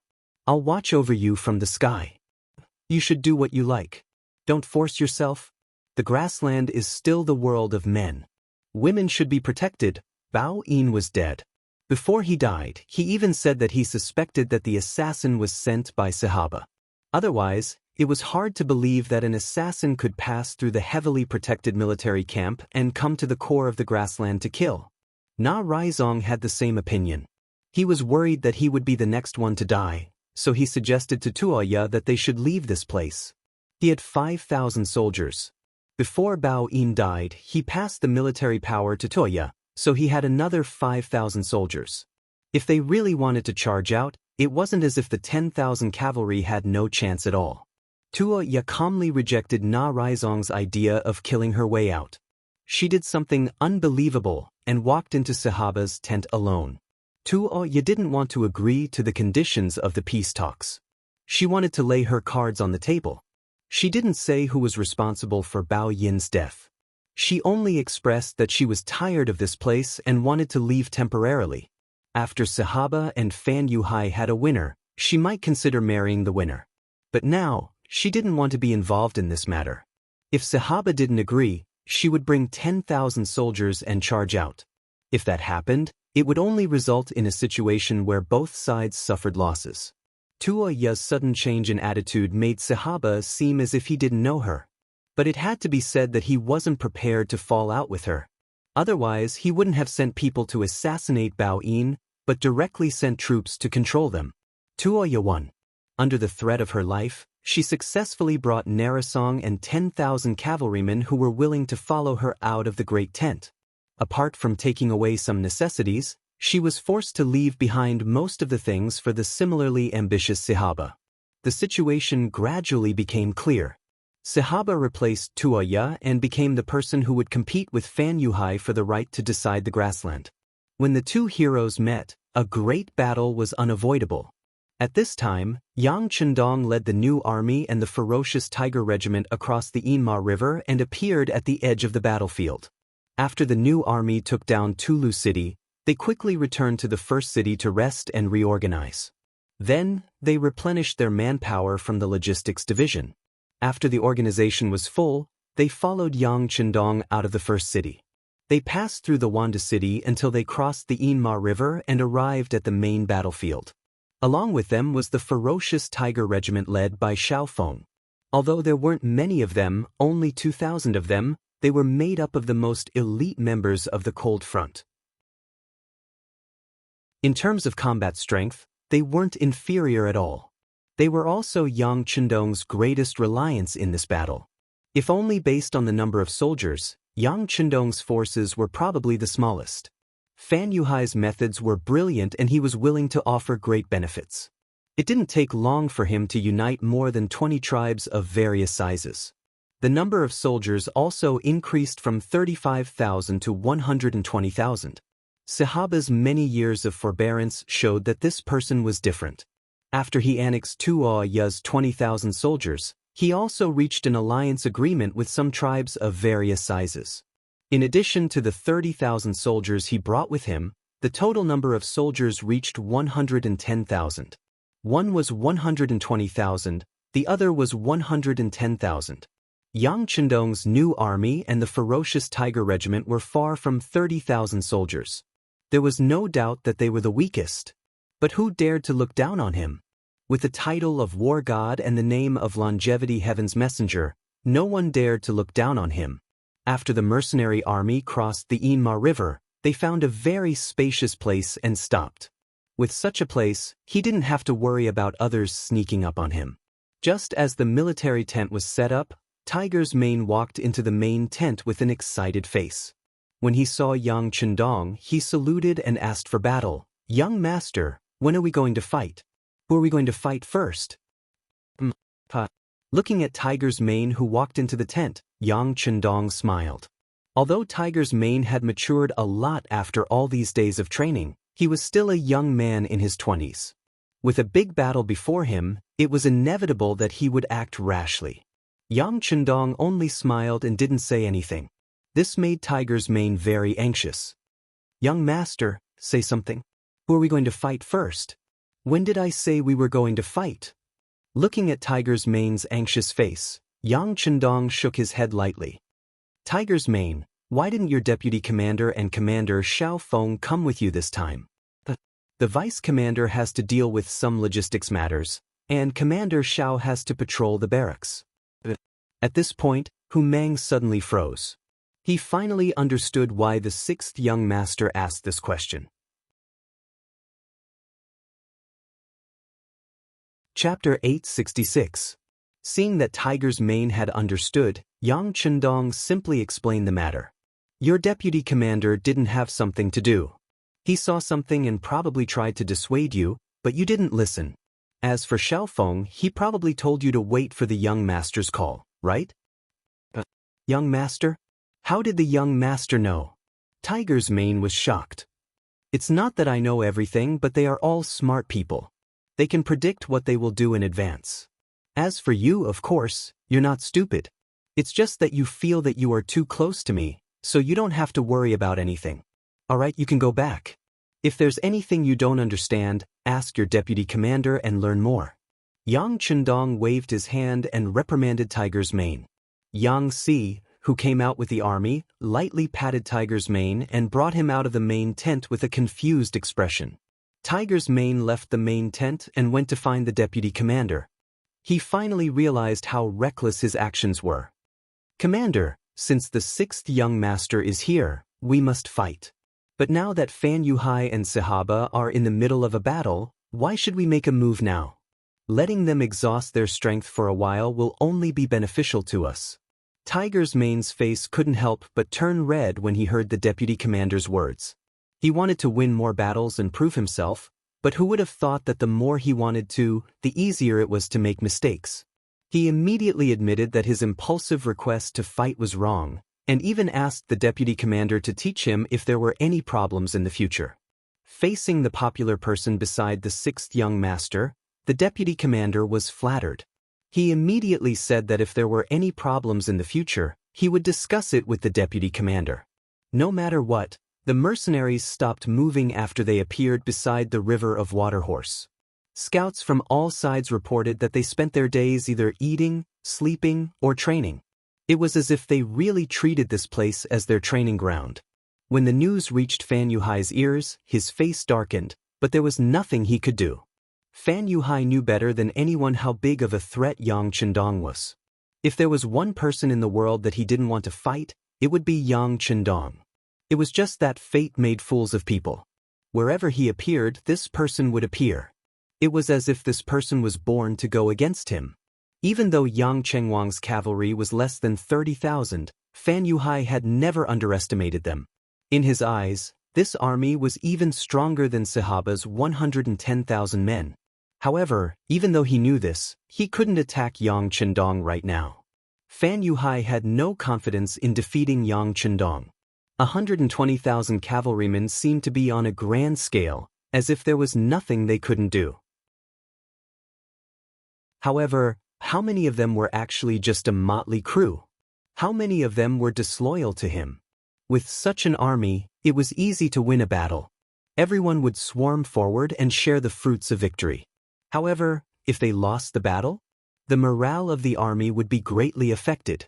If things went wrong, the army's morale would fall apart. At that time, not to mention conquering the grasslands, whether or not they could even leave this place alive would be another matter. Even though he knew that such a result was very likely to happen, if he still sent out his troops, then he wouldn't be the famous General Fan Yuhai, but a stupid pig. Forget it, I'll let you enjoy for a few days. Once I defeat Sahaba and unify the entire northern desert grasslands, it won't be too late to fight you then. Men, keep a close eye on the movements of the mercenaries. Report to me immediately if anything happens. In the end, Fan Yuhai still didn't make any preparations to fight Yang Chendong. Sahaba also made the same decision as Fan Yuhai. This person had long heard of the war god's name and knew that he wasn't easy to deal with. In the face of a great enemy, he naturally wouldn't be distracted. Not only did he not provoke the mercenaries, but he also sent people to meet Yang Chendong with generous gifts. It was as if the two sides would work together to eliminate Fan Yuhai first, and then they would share the Mongolian tribe in the north equally. Sahaba had a good plan. Who knew that Yang Chendong was so easy to get along with? You want to borrow his power to eliminate Fan Yuhai and then deal with the mercenaries? You're dreaming too much. Yang Chendong, who was very clear about this matter, handed the matter of the alliance to Deputy Commander Shi Bi. He believed that this person would understand his intentions. It was better to pretend to be polite first. As for whether they really wanted to form an alliance, it was not impossible. Everything would depend on the outcome of the battle. However, before the situation was settled, he wouldn't casually participate in the battle. With such an opportunity to exhaust the enemy, he wouldn't foolishly make a move. As for whether or not someone would make a move against him, if there really was someone who didn't want to live, then he might as well give it a try. He would definitely make that person regret it for the rest of his life. The Northern Desert Mongol War didn't stop because of the arrival of the mercenaries. On the contrary, it became more intense. Neither Fan Yuhai nor Sahaba could understand Yang Chendong's thoughts. They just wanted to end the battle quickly, finish the battle as soon as possible. After a victor was decided, then they could deal with the mercenaries who were eyeing them covetously. Under such pressure, the 200,000 cavalry fought on the grasslands for more than a month, from the beginning of summer to the middle of summer. Many areas that were originally rich with water and grass were dyed red with blood. In just a month, the number of dead and injured grassland cavalry had reached more than 100,000. More than 30 tribal leaders were either killed on the battlefield or their subordinates were all killed. They became a commander without an army, a civilian. After more than a month, Fan Yuhai only had 40,000 cavalry left. Sahaba had 35,000 cavalry. The final battle was about to begin. In the deputy commander's tent of the mercenaries, the messengers sent by Sahaba were making all kinds of promises. There was only one thing they wanted, and that was in the upcoming battle, they hoped the mercenaries could help. Once Fan Yuhai was defeated, they could divide the grasslands equally. This wasn't the first time they had made such a request. But this time, the messengers sent by Sahaba had undoubtedly put in a lot of effort. They actually took out a detailed map of the northern desert Mongol tribes and marked out the details of dividing the grasslands equally. Among them, there were indeed some good locations that were allocated to the mercenaries. The sincerity of the messengers seemed to have moved the deputy commander. He showed a very greedy look and said, "These and those places are really for us?" The messengers looked at the messengers and calmed him down. He wasn't afraid of greed, but he was afraid that the messengers didn't ask for anything. Now that there was a need, the following matters would be easier to negotiate. "Yes, since our general said so, then these places will be given to you after defeating Fan Yuhai." "Good, good, let me report to the war god. He will give us an answer later." She kept nodding her head. Before she left, she took a few more glances at that piece of land with a reluctant look on her face. Not long after, Sahaba appeared in the main tent. When he arrived, Yang Chendong looked up from his book. "Deputy Commander Sahaba, do you think it's time for us to attack?" "Yes." Sahaba stood straight and replied, "I think that in the current situation, if we don't attack, both Fan Yuhai and Sahaba will have some misgivings. In the upcoming battle, they probably won't use their full strength. Now it seems that their strength has been weakened quite a bit, but after our scouts' investigation, not all of the 200,000 Mongolian soldiers died on the battlefield. Most of them retreated because they couldn't see the situation clearly." Yang Chendong looked up and frowned. "Continue." "Yes." Shibi continued. "In other words, the Mongol tribes in the north of the desert still have some fighting power. Once one of them becomes the final winner, it's very likely that more people will defect and join them if they call for help. If that really happens, even if we want to become enemies with them, it will be much more difficult. This is not in our interest. But if we can directly determine the victor through this battle, or even if we can inform both sides, we can avoid this situation to the greatest extent." Feeling the need to explain the situation in detail, Shirbi continued, "If we become the final winner, even if the Mongolian tribes in the north of the desert are dissatisfied, they won't be able to gather in a short period of time without someone to carry the burden. This will create time for us to defeat them one by one. At that time, we can pull in one group and fight another group. With a group watching from the sidelines, the problem here will be solved." Yang Chendong slapped the armrest of the chair and stood up. "Very good. Looks like Vice Commander Sahaba already has a plan in mind. That's very good. How about this? Tell me the details of the situation. If we agree to Sahaba's request and join forces with them, we can guarantee that we can deal a heavy blow to both sides and dominate." "Yes, then Sahaba will tell the sixth young master. The plan is still not fully developed. If there are any parts that are not suitable, I hope the sixth young master can give me some pointers." Sahaba's face was also filled with excitement. No matter how good the idea was, it had to be approved before it could be realized. Now that Yang Chendong had said so, the success rate of this matter was undoubtedly higher. In the following time, the two of them chatted in the tent for a long time. Dinner was directly sent in. Even so, they still talked until the soldiers had gone to sleep. In the middle of the night, Sahaba and Tiger's Mane, as well as the leader of the ferocious tiger regiment, Xiao Feng, left the tent. Although it was already very late, the faces of the three officers were filled with excitement. It was obvious that this meeting was very successful, achieving their long-cherished wish.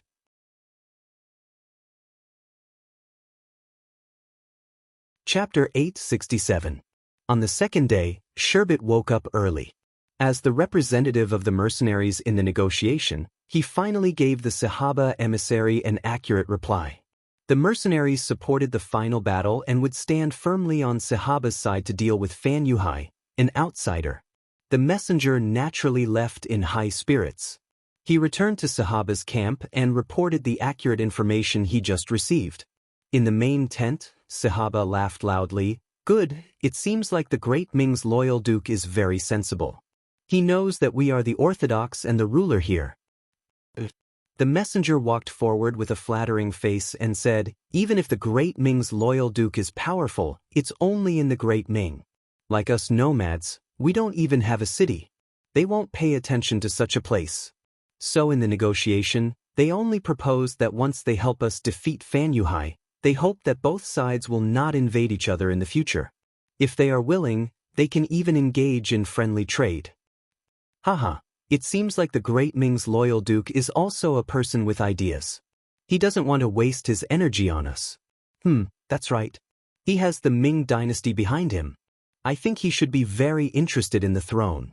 Why would he look at a poor place like ours? However, there's no need to engage in trade. I heard that although their things are good, they are very expensive. If we need them, there's no need to buy them. We can just rob them. As for not invading each other, we will agree to it first. As for whether it will be forever, it will depend on the changes in the situation before we make the final decision. Oh? I wonder what the general means. The messenger seemed to not understand, but he also seemed to have understood. However, at this moment, in order to flatter, he pretended to ask for advice. The situation is always changing. If the great Ming's messenger comes and is willing to give us more things, then we might as well join hands with them to deal with this loyal duke. You have to know that the Han people have a saying that there are no eternal friends and no eternal enemies. There are only eternal benefits. Sahaba laughed happily at his own cleverness. The messenger on the side said in an exaggerated manner, "Brilliant, truly brilliant. General, you are young and promising. With your leadership in the future, our Mongol tribe in the north of the desert will become stronger. It is not impossible for us to recover the glory of Genghis Khan." Sahaba, who was in a good mood, couldn't stop laughing. Then he seemed to have thought of something and said, if you want to truly unify the Mongol tribes in the north of the desert, you have to be a member of the Golden Family. Otherwise, no one will acknowledge you in their hearts. By the way, is there any news about the search for Princess Tuoya? Not yet. I'm just afraid that even if we find her, she won't easily bow down to us. The emissary shook his head and said, once Fan Yuhai is defeated and the Duke of Loyalty is chased away, there will only be a featherless Kagan left. He won't be able to pose any threat. Even if he can survive this final battle, whether he can survive or not is another matter.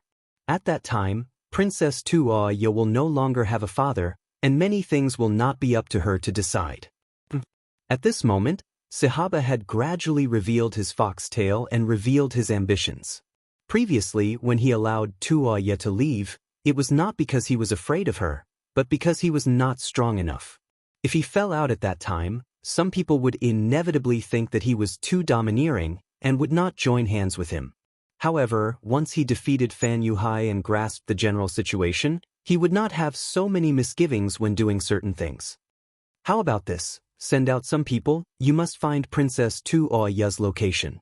Yes, General, this subordinate understands. The emissary nodded and quickly left. There was no one else in the tent, and Sahaba's face was gloomy. Duke of Loyalty, oh Duke of Loyalty, you're willing to send troops to help me so easily. This is the strength of your Han people, but also your weakness. This time, I'll teach you how to be a person, It was no wonder that Sahaba was so excited. In the eyes of the Mongol people, the Han people were people with a broad mind, especially those who had the ability to become kings or emperors. Their Han people's Confucianism emphasized on having a broad mind, accepting all rivers into the sea, and helping the world and people. They preferred to provide help in times of need, as if only by doing so could they show their wisdom and greatness. This was both a strength and a weakness. Just like the Mongols of the past, when they were weak, they would ask for help from the Han people. As long as they put on a pitiful look and said a few words of flattery and worship, they would receive a lot of help. Once they became strong, it would be time for them to point their troops at the Han people. If they won, it would be a good thing, but even if they lost, it was not a big deal. At most, they would just lower their heads and admit their mistakes. After all, this was what their ancestors did, and it was not shameful. Clearly, this Duke of Loyalty had such an impression in Sahaba's heart. As for whether Yang Chendong would play any tricks, Sahaba did not think otherwise. The promises of the Han people were still very reassuring. Presumably, this Duke of Loyalty was a person with big plans, and would not go back on his words. Of course, Yang Chendong would not go back on his words. Since he had promised Sahaba that he would send troops, he would definitely send troops. However, what kind of troops and how much effort was another matter altogether. Was Yang Chendong a Han? The answer was definitely yes. However, he was different from most Han leaders. He had a dark side in his heart, a cunning side, and even a black-bellied side. History had already told him how much he had suffered when dealing with foreign countries. As someone who came from the future, Yang Chendong would definitely not walk the same path as his ancestors. After doing something, they would regret it for the rest of their lives, and even harm their descendants. What he wanted to do was to do whatever was beneficial to him. As for whether or not it would attract the curses of others, he did not care so much. Who cared if the flood would reach the heavens after his death? What he wanted to do now was to lay down a solid and unshakable foundation for the Han people. As for the future generations who were ignorant and incompetent, and wanted to lose this foundation, that was not something he could care about. He only needed to do his best. At the very least, the bigger the foundation, the slower the speed of squandering. At the very least, the Han people had once reached the peak of this world, so he could not be considered to have made a trip to this world. Under the scheming of each side, the weak alliance was formed, and the next thing to do was to wait for the day of the final battle. 4 days later, under Sahaba's deliberate pressure, in the grasslands 2 li west of Ain Ma River, in front of the temporary capital built by Balsk and Tan at the end of the Yuan dynasty, his 35,000 cavalry faced off against Fan Yuhai's 40,000 cavalry. The sun was high up in the sky, shining down on every single one of the cavalrymen, giving them a very hot feeling. However, the 70,000 warriors acted as if they did not hear anything. At this moment, both sides were staring at each other. Crossbows and sabers were in their hands, and they looked like they were ready to make the final charge at any time. Fan Yuhai rode on his warhorse. Clad in full armor, he narrowed his eyes at the ferocious Sahaba. He did not know why, but he had a very bad feeling. Logically speaking, he had 5,000 more cavalrymen than the other side, and he should be more confident in himself. However, looking at the other side, Sahaba's face was clearly calm and composed. This was not the kind of confidence that was faked, but true confidence. Just based on this, the other side should have something to rely on. Could it be that he has invited another Mongol tribe to help him? Fan Yuhai thought so in his heart, but soon he shook his head. He didn't think that any tribe would be stupid enough to interfere when the outcome of the battle was still undecided. After all, preserving one's strength and waiting to reap the benefits should be what smart people and wise people would do. If this was not the reason, then what was the reason? Could it be that Sahaba was stupid? Did he really think that his 35,000 cavalrymen could defeat his 40,000 army? Unable to figure it out, Fan Yuhai felt very annoyed. He didn't like this feeling. He even regretted capturing Sud Khan and holding the emperor to order his vassals. Originally, he thought that this was a chance for him to control the Mongolian tribe in the north of the desert. Who would have thought that Suder would pretend to take medicine and deceive him? Then Tuaya learned the truth and escaped. Finally, a reckless and difficult Sahaba jumped out. This person was like a cockroach. His vitality was extremely tenacious, and he liked to charge forward. In the face of absolute strength, many of Fan Yuhai's schemes could not be executed. Everything was so unsatisfactory, and in the end, it had reached the point where he had to fight with Sahaba. This caused Fan Yuhai to feel extremely annoyed. Fan Yuhai was more skilled in scheming and studying people's hearts. He hid behind the scenes and played tricks while others fought and killed in front of him. But now he was forced to the front line, and it was a decisive battle. This was not what he was good at. Fortunately, Fan Yuhai still had a trump card, such as Sud Khan in his hands. This hostage was only useful on the battlefield. Now that the decisive battle was about to begin, it was time to push him out. Men, summon the Khan. Fan Yuhai's voice came out clearly from his mouth. Yes. General Zhang Meng replied and turned to leave. In a short while, Sud Khan rode onto the battlefield under the watchful eyes of the crowd. Suda's gunshot wound had long since healed. After all, it wasn't a serious injury, and the bullet didn't hit his body. If it wasn't for Fan Yuhai's tricks, he could have even stood up and led the entire tribe, looking for an opportunity to rise again. Chapter 868. However, under the current circumstances, Suda knew that the so-called rising of the Eastern Mountain was nothing more than a dream. Based on what Fan Yuhai had done to him, he hated him, and Fan Yuhai knew this as well. Fan Yuhai would definitely not let him live. The only reason he was still sitting on the horse was because he was still useful. As soon as Suda appeared, the cavalry opened up a path for him, allowing him to easily reach Fan Yuhai's side. Following this, the devil's voice sounded in his ears. Go and shout, tell them to put down their weapons and surrender with the identity of the Khan. Otherwise, it would be tantamount to betraying the entire Mongol tribe, and they would be killed without mercy. Don't think about playing any tricks, otherwise, I can guarantee that you will die miserably. There was a smile on his face, but his words were incomparably vicious. When Suda heard this, he couldn't help but tremble. This person was a devil, and it was because of his existence that the Mongol tribes in the north of the Gobi Desert had been killing each other. Under the intense internal friction, the originally prosperous Gobi Desert Mongol tribes had suffered a huge drop in strength. He had never treated the Mongol cavalry as his brothers. He had only treated them as killing weapons in his hands. If such a person were to rule over the entire tribe, it would bring about disastrous consequences. The entire tribe might even fall into a state of eternal damnation because of this. This was what Suda was thinking, and it was also the conclusion that he had come to after these days of analysis. Hearing his reminder, Suda nodded and rode his horse forward. He stopped about 40 meters away from Zhaohai. At this position, Suda could even feel a few crossbows pointing at him. If he dared to charge forward, he would immediately become a porcupine. Suda would not do such a risky thing. He did not think that he would be safe just because he had escaped to Sahaba's side.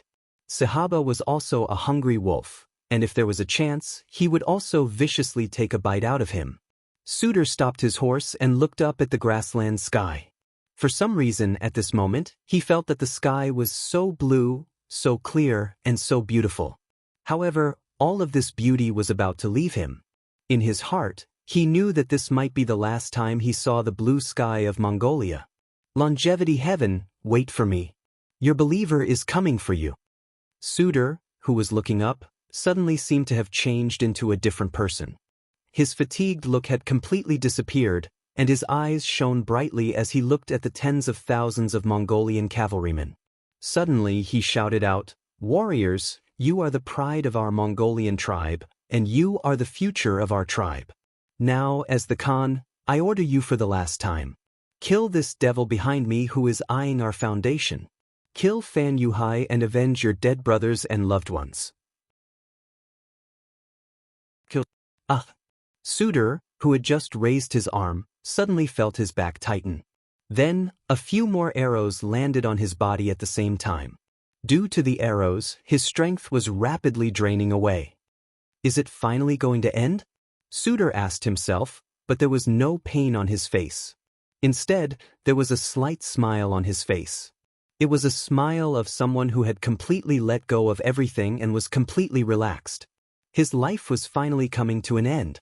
But at the last moment, he exposed Fan Yuhai's wild ambition. It could be considered as his last contribution to the Mongolian tribe in the north of the Gobi Desert. He did not lose his dignity as a Khan. Longevity heaven, I'm coming. The Khan of the Mongolian tribe of Gobiei had his life ended just like that. It also marked the end of an era. Suitor was dead, and one of the arrows was from Fan Yuhai, who was 40 meters behind him. He did not expect that this old man would be so fearless of death. He dared to say such words at the end. These words had greatly shaken the morale of his troops, and could cause him to fall into eternal damnation. On the other side of the camp, Sahaba was laughing so hard that he could not close his mouth. Originally, he was still thinking about how to deal with Suitor after this victory. He would definitely not allow such a person to step on his head, so killing this person was something that had to be done. The difficult part was how to kill him silently and not have anything to do with him. For this, he had given orders to many of his generals to do it secretly. Now, he did not need to think about it anymore. Fan Yuhai had done what he wanted to do the most for him. Now, he just needed to use this momentum to take the initiative to send out his troops. Warriors of the grasslands, you've all heard the Khan's final words. This Fan Yuhai is a foreign race, and his existence is a disaster for our tribe. Now, the Khan has used his life to tell us the truth.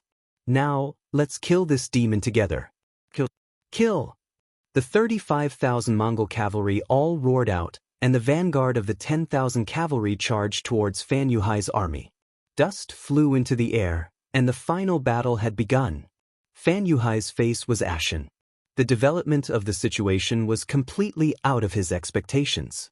Suitor's appearance made him feel like he had smashed his own foot with a rock. But now that things had come to this, there was no point in saying anything. At this moment, he raised the saber in his hand and pointed it forward, shouting, "Brothers, let's kill together. We have more people than them. As long as we win this battle, everyone will enjoy endless glory and wealth. Here, I swear to everlasting heaven that I will never let you down." Kill. General Lu Duo took this opportunity to shout, and led the 10,000 vanguard cavalry who had already disobeyed Shangda Khan to charge forward. Fan Yuhai swore a deadly oath, and barely managed to stabilize the morale of his troops. But he knew that this was far from enough. After all, Suitor's identity was there. After being the Khan for so many years, his influence on the entire tribe must be huge. But it did not matter. As long as he could defeat Sahaba and use facts to prove everything, there was still a chance for him to turn the tables. 20,000 cavalrymen clashed on the vast grasslands. Sabers and spears clashed, drums sounded like thunder. The cavalrymen surged on the battlefield, and the smell of blood filled the air. Sahaba watched as the 10,000 cavalrymen charged into the formation but did not gain any advantage. He could not help but ask the messenger beside him anxiously, "Didn't you say that the Duke of Loyalty agreed to work with us? Why haven't we seen them yet?" The messenger was sweating profusely. He did not know how to explain himself. "Don't tell me they were scared away." Sahaba scolded angrily. "Oh no, they have sent more troops." At this moment, a general's shout attracted Sahaba's attention.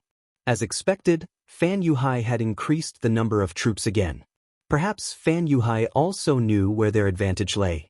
It was precisely the additional 5,000 cavalrymen. Based on this alone, they could completely use this advantage to completely defeat Sahaba. Only by doing so could they eliminate the negative effects of Suda's words before his death. "We will send more troops too. Then immediately send someone to contact the Duke of Loyalty." What are they doing? At this point, Sahaba had no other choice. He could only accompany Fan Yuhai in sending more troops. But he did not forget to ask for Yang Chendong's help. This was his trump card. With the agreement of both sides, another 10,000 soldiers were sent into the battlefield. It was said that more than 10,000 soldiers were boundless. At this moment, 40,000 cavalrymen were fighting together. The scene was spectacular. It was fortunate that this was the grassland. The source of the earth was vast. Otherwise, even if these people stood there without moving, they would not be able to stand on any ordinary terrain. The sound of fighting continued.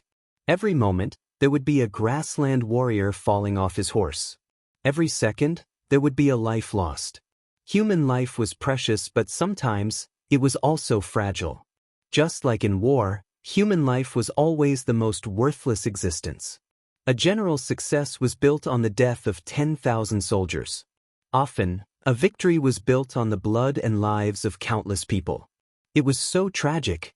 It could be said that those who had never fought in war would never know the preciousness of peace. True peace also required countless martyrs to pay the price of countless lives in exchange for it. At this point, as a retired Special Forces soldier, Langzi expressed his highest respect to the martyrs of the revolution. On the battlefield, the chaotic battle continued. It had been more than 6 hours, but both sides were still locked in a stalemate. Neither side had a strong advantage. The stalemate continued. Sahaba was like an ant on a hot pan. He was extremely anxious. The reinforcements had not arrived yet. If the battle continued, he was afraid that he would be the one to lose. However, what he didn't know was that 50 miles away from them, the mercenaries were slowly making their way over. According to Yang Chendong himself, he would form an alliance with Sahaba and send troops. But when the troops would be sent was up to him. Sahaba obviously wanted to use him. He even wanted to take care of him after defeating Fan Yuhai. Since that was the case, how could he let others do as they wished? He was a person who was not afraid of things getting out of hand. So, he was quite satisfied with the delayed reinforcements. Oh, it meant that it was quite slow. Send someone to inform Sahaba that we're already on our way to the battlefield. We'll be there soon. Tell him to hold on. Riding on the white dragon horse, Yang Chendong looked at the midsummer scenery of the grassland while speaking with a relaxed expression. Instead of saluting, he immediately arranged for a scout to go ahead and report first. Beside Yang Chendong, Tiger's Mane laughed loudly. "Young master, you are the one who is really watching from the sidelines. But if Sahaba were to know that while we were aiding them, we also sent people to destroy their rear rations, I'm afraid he would have the heart to kill us." Ha.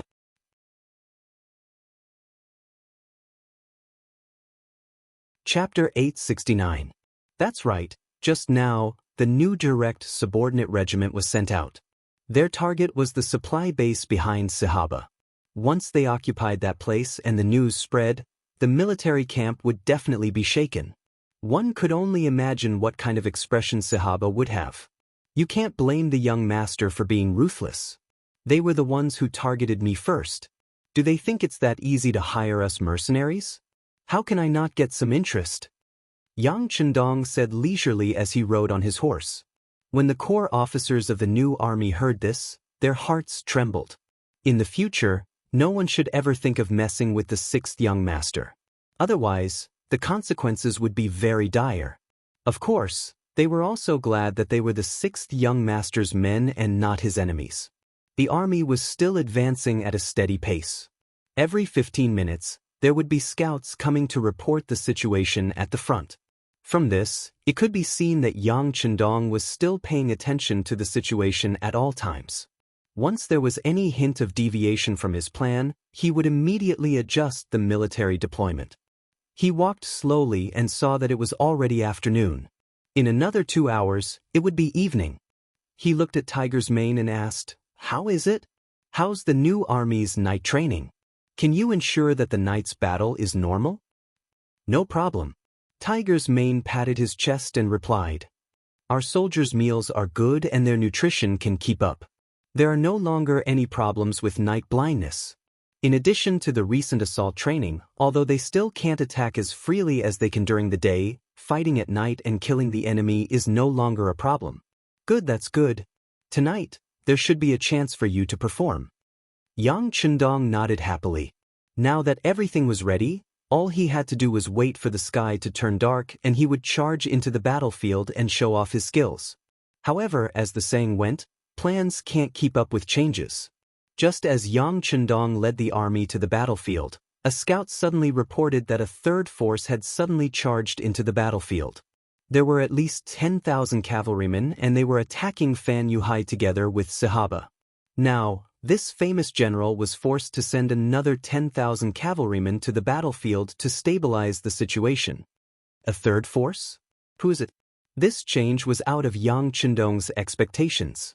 He didn't think that anyone would join the battle at this time. Before the outcome of the battle was decided, who would be so stupid to do something that would not benefit them? I don't know, we're still investigating. The scout shook his head, he couldn't answer this question. Investigate again. Yang Chendong's expression became much more serious. While he dismissed the scout, he also ordered the army to speed up some things. The sudden change had disrupted his plans. He had no choice but to arrive at the battlefield ahead of time. Only in this way could he deal with the changes by remaining unchanged. Fortunately, not long after, the scout brought back new information. The situation of the new force that had joined the battlefield had been clarified. It was Princess Tuoya. It's her. When he heard the news, Yang Chendong's expression quickly became as calm as before. He said, she must have wanted to save her father. Unfortunately, Fan Yuhai's movements were too fast. She was still a step too late. Sixth young master, if this is the case, I'm afraid that Princess Tuoya will risk her life against the enemy. She only has 10,000 cavalrymen. If placed on the battlefield, she won't be of much use. Besides, with Sahaba's character, he will definitely treat her and her cavalrymen as cannon fodder. Beside him, Shibi also considered the seriousness of the problem. That's right. Yang Chendong nodded his head. In his plan, Tuoya had nothing to do with this battle. This woman was prepared to be dealt with at the very end. However, since the battlefield had changed, he also had to change accordingly. How about this? Immediately order the recruits at the vanguard to speed up and rush to the battlefield as soon as possible. Tell them to do their best to protect the two wings of Princess Tuoya's army. Everything will be decided when the army arrives. Understood. Shibi nodded her head and urged her horse forward. At this moment, on the battlefield, as Yang Chendong expected, Sahaba had indeed treated this woman and the cavalrymen she brought with her as cannon fodder. When faced with Fan Yuhai's reinforcement of 10,000 cavalrymen, not only did he not increase the number of troops, he instead ordered the cavalrymen to retreat as much as possible, leaving the main battlefield to Tuoya and Fan Yuhai's cavalrymen. Sahaba's plan was naturally good. He would first allow these two opponents to fight. When the time came, regardless of which side was exhausted, it would be a good thing for him. Originally, this plan was left for the mercenaries. However, since they hadn't arrived yet, he decided to let Tuoya have a taste of this feeling first.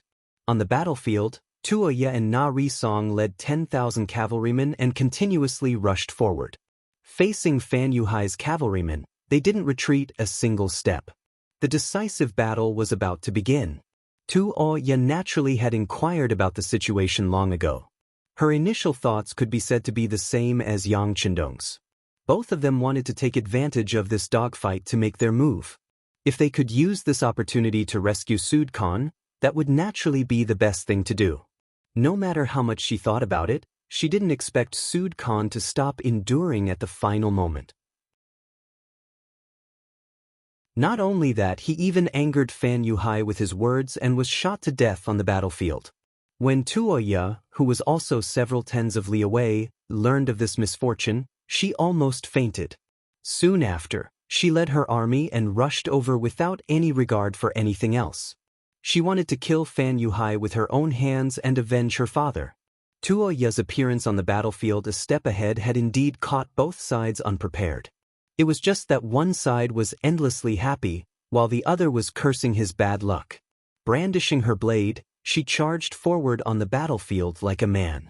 Tuoya, who had been practicing horsemanship since young and even had several masters, indeed had the side of a woman. After just a few charges, she had already lost 3 cavalrymen. However, she still didn't feel tired and continued to charge forward on her horse. Even if she wanted to kill, the number of cavalrymen under Fan Yuhai's command was too great. A total of 30,000 cavalrymen had been sent out. Even if there were some casualties, the remaining number wasn't something Tuoya could compare to. Coupled with Sahaba's intentional retreat, Tuoya's army was already very close to being surrounded. Princess, that son of Ab***Tis Sahaba has retreated his army behind us. We are about to be surrounded. Na Risong brandished his blade and cut down another cavalryman. He then came to Tuoya's side and spoke with a slightly nervous tone. It's fine. In this matter, we have the same goal as Sahaba. As long as we are really in danger, he will definitely save us. He only wants to exhaust us, not eliminate us. So tell the brothers to just charge forward. Tuoya's face didn't reveal the slightest bit of fear. At this moment, the hatred for her father's death had already filled her heart. She even had the will to die and only thought of killing Fan Yuhai. She didn't care about anything else. Tuoya had already gone crazy. Na Ri-song could only shake his head and smile bitterly when facing such a princess. He then said to the bodyguards beside him, "No matter what, we have to protect the princess's safety. If it really doesn't work, we will kill our way out." Understood. The other bodyguards nodded in agreement. They then guarded Tuoya's left and right so that she wouldn't be disturbed and wouldn't have to worry about the safety of the flanks. Even though the protection was already very thorough, Tuoya's army still started to suffer large-scale casualties in the face of Fan Yuhai's army that was at least twice their size. When the military strength was inferior and the combat strength was equal, the side with more people would usually have the advantage. Charge! Just as Na Ri-song was about to consider whether or not they should retreat and forcefully leave with Princess Tuoya, another cavalry troop appeared not far away. Looking from afar, their uniform military green uniforms were like a green sea as they charged toward the center of the battlefield. The first batch of mercenary reinforcements finally appeared. The one leading the troop was the new army's division commander, Lu Jua. All of the 6,100 men under him moved out and rushed over. The first lineup was the new army division. This was Yang Chendong's idea. He didn't want Sahaba to see through his real situation. The first army to be sent out was also the weakest. The new army division appeared. They didn't adopt the strategy of fighting at the tip of the arrow. Instead, they maintained a cavalry formation with 400 men in a battalion. They scattered the cavalry that Fan Yuhai had arranged on the periphery and rushed into the formation, arriving at Princess Tuoya's side. Then, the army slowed down and maintained contact with each other, protecting the princess's safety. It's the mercenaries. When he saw these special military uniforms, Na Ri-song recognized their identity. But what he didn't expect was that they actually came to protect the princess. When he saw that apart from the front, the left and right wings, as well as the back, there were organized mercenary cavalry troops protecting them, he couldn't help but let out a long sigh of relief. Naturally, Princess Tuoya also noticed the newcomers. At first, she still held her blade horizontally in front of her, assuming a defensive stance. From a certain perspective, she and Yang Chendong were still enemies. Who knew if they would attack her when they appeared? The battle situation changed once again. When Fan Yuhai saw this from the rear, his expression became even more unsightly. Originally, he was still very confident in dealing with Sahaba alone. Even if Princess Tuoya's 10,000 men were added, he still wouldn't be afraid. After all, this kind of allied army wasn't united, so there was a chance to break them down one by one. But now, the sudden appearance of the mercenary army made him feel an enormous pressure. Others didn't know about the strength of the mercenary army, but he had experienced it a long time ago. He was a witness to the destruction of Jiaoji. It was also at that time that he became an orphan and began to wander the world. Now that his old enemy was in front of him, Fan Yuhai really wanted to fight to his heart's content and avenge the enmity of that day. But in the end, reason won over impulse. He didn't have the confidence to fight 1 against 3. Pass down the order. Slowly retreat. Do your best to leave the battlefield and look for an opportunity to fight again.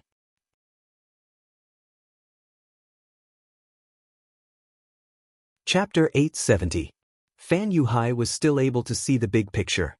When he realized that the situation wasn't good, he didn't waste words or think too much. All he did was to protect himself. When Sahaba finally saw the mercenary reinforcements appear, he couldn't help but be overjoyed. This was a chance to deal a heavy blow to the mercenaries. He quickly ordered his cavalry to retreat and watch the battle from the sidelines. Before he could give the order, he suddenly realized that Fan Yuhai's cavalry was retreating frantically, wanting to leave the battlefield. How could Sahaba let that happen? If he couldn't take down this powerful enemy today, it would be even more difficult to find such an opportunity in the future. Send 10,000 cavalry to the enemy's flanks. No matter what, we can't let them escape. The rest of you charge with me. Sihaba finally made the decision to charge with the entire army. In his eyes, the mercenaries and Tuoya were far less of a threat than Fan Yuhai.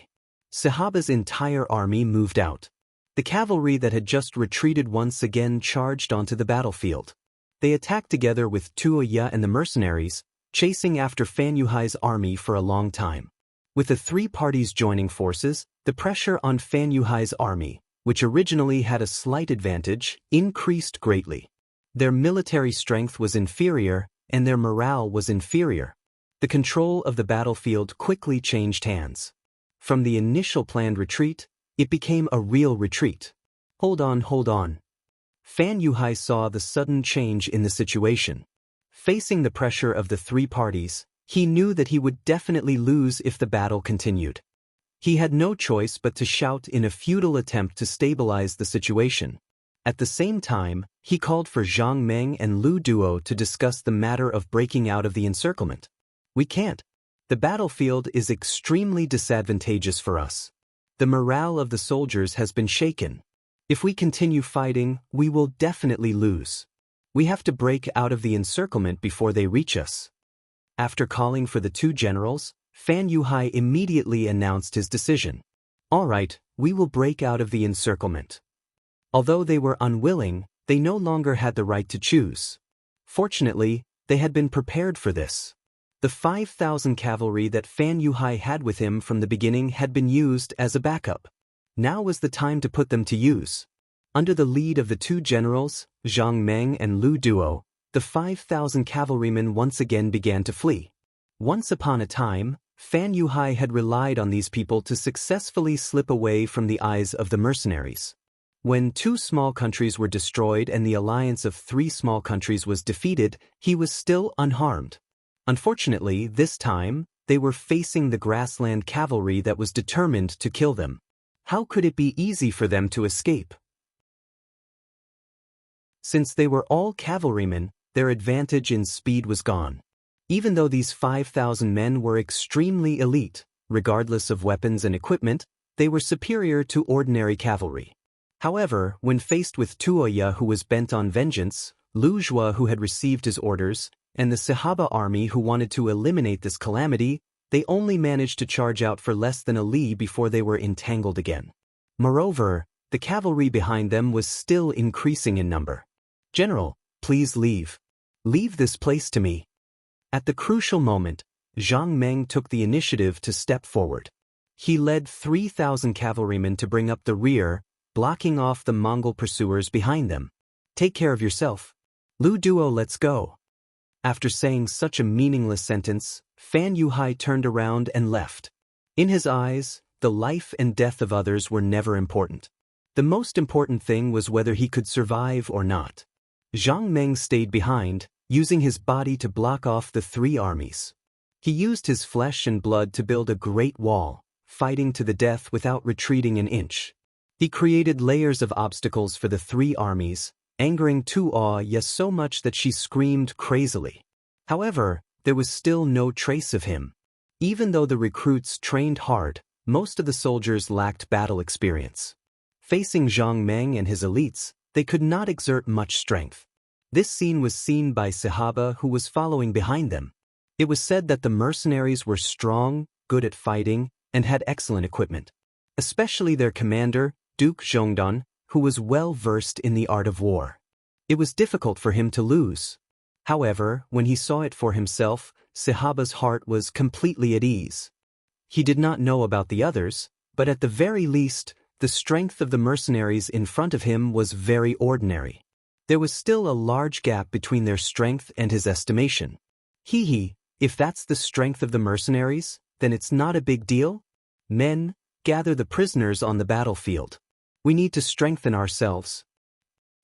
General, aren't we going to give chase? One of the Kiliarchs asked with a perplexed expression. Chase my ass? There's no chance now. It's more important to strengthen ourselves. Sihaba shook his head. Fan Yuhai's escape was already beyond his reach. Since that was the case, why not face reality and strengthen themselves first? With the order given, Sahaba's army stopped chasing and started to surround the Mongol cavalry that Fan Yuhai had left behind. With the pressure in front of him reduced, Zhang Meng had finally completed his mission and created enough time for Fan Yuhai to leave. However, after a bitter battle, he did not have many soldiers by his side. When Naderasong and Lu Zhua joined forces to attack him, after several clashes, his chest was slashed by a sharp saber, revealing the white bones inside. Zhang Meng was seriously injured. Na Ri Song and Lu Zhua struck while the iron was still hot. They attacked him continuously, adding new wounds to his left and right arms. Just when he didn't even have the strength to pick up his saber, Tu Oya appeared in front of him. It was this Zhang Meng. Normally, he used the excuse of protecting her father's safety, but secretly spied on her. Tuoya had long hated this person. Since he couldn't catch up to Fan Yuhai, he might as well make an example out of this person.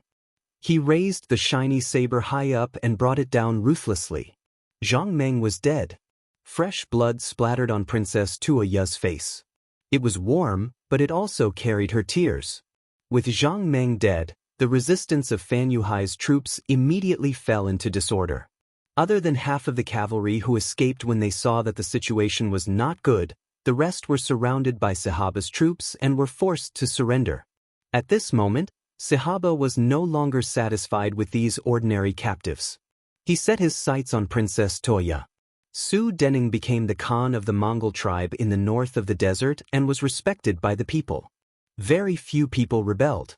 The biggest reason was that he had the blood of the Golden family flowing in his body, which was why he was recognized by everyone. If Sahaba wanted to lead these Mongol tribes, there were only two paths he could take. The first was to kill these tribes until they trembled in fear, and then use his powerful strength to force them to surrender. However, in this way, the Mongol tribes in the north of the desert would be greatly weakened.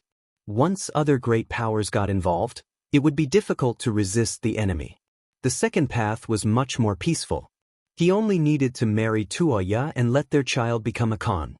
In this way, it was equivalent to having the power of the bloodline.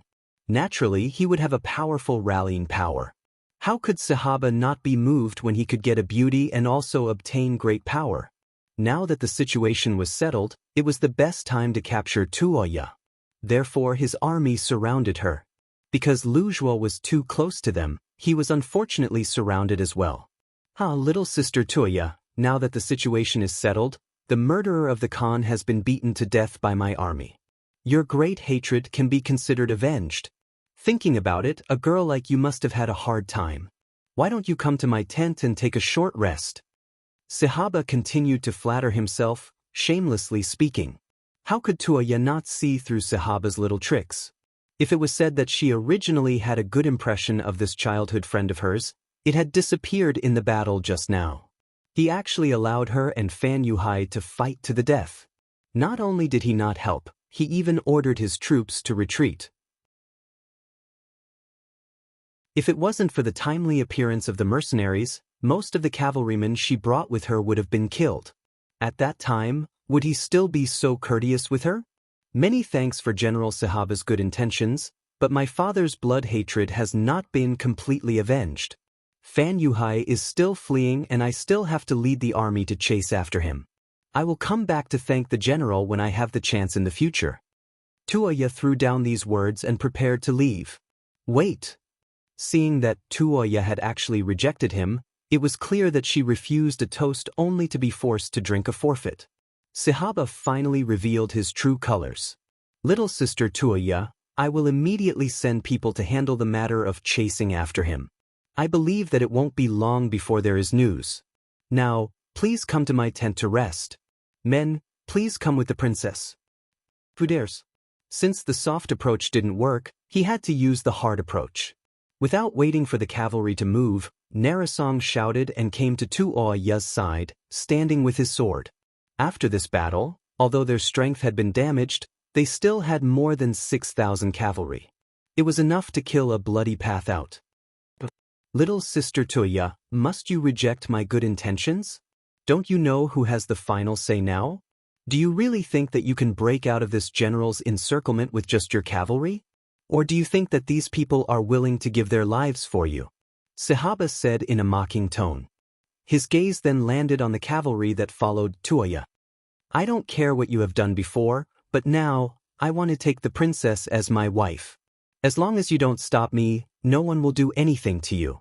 Think about it, you are just ordinary soldiers. Is it worth it to give up your lives for a fallen person? Suda Khan is already dead. Who can see your loyalty? Sahaba did indeed have some ability. He knew the importance of people's hearts. At this moment, when he suddenly said such words, the situation suddenly changed. The cavalry that was brought by Tuoya and Narasong all had complicated expressions.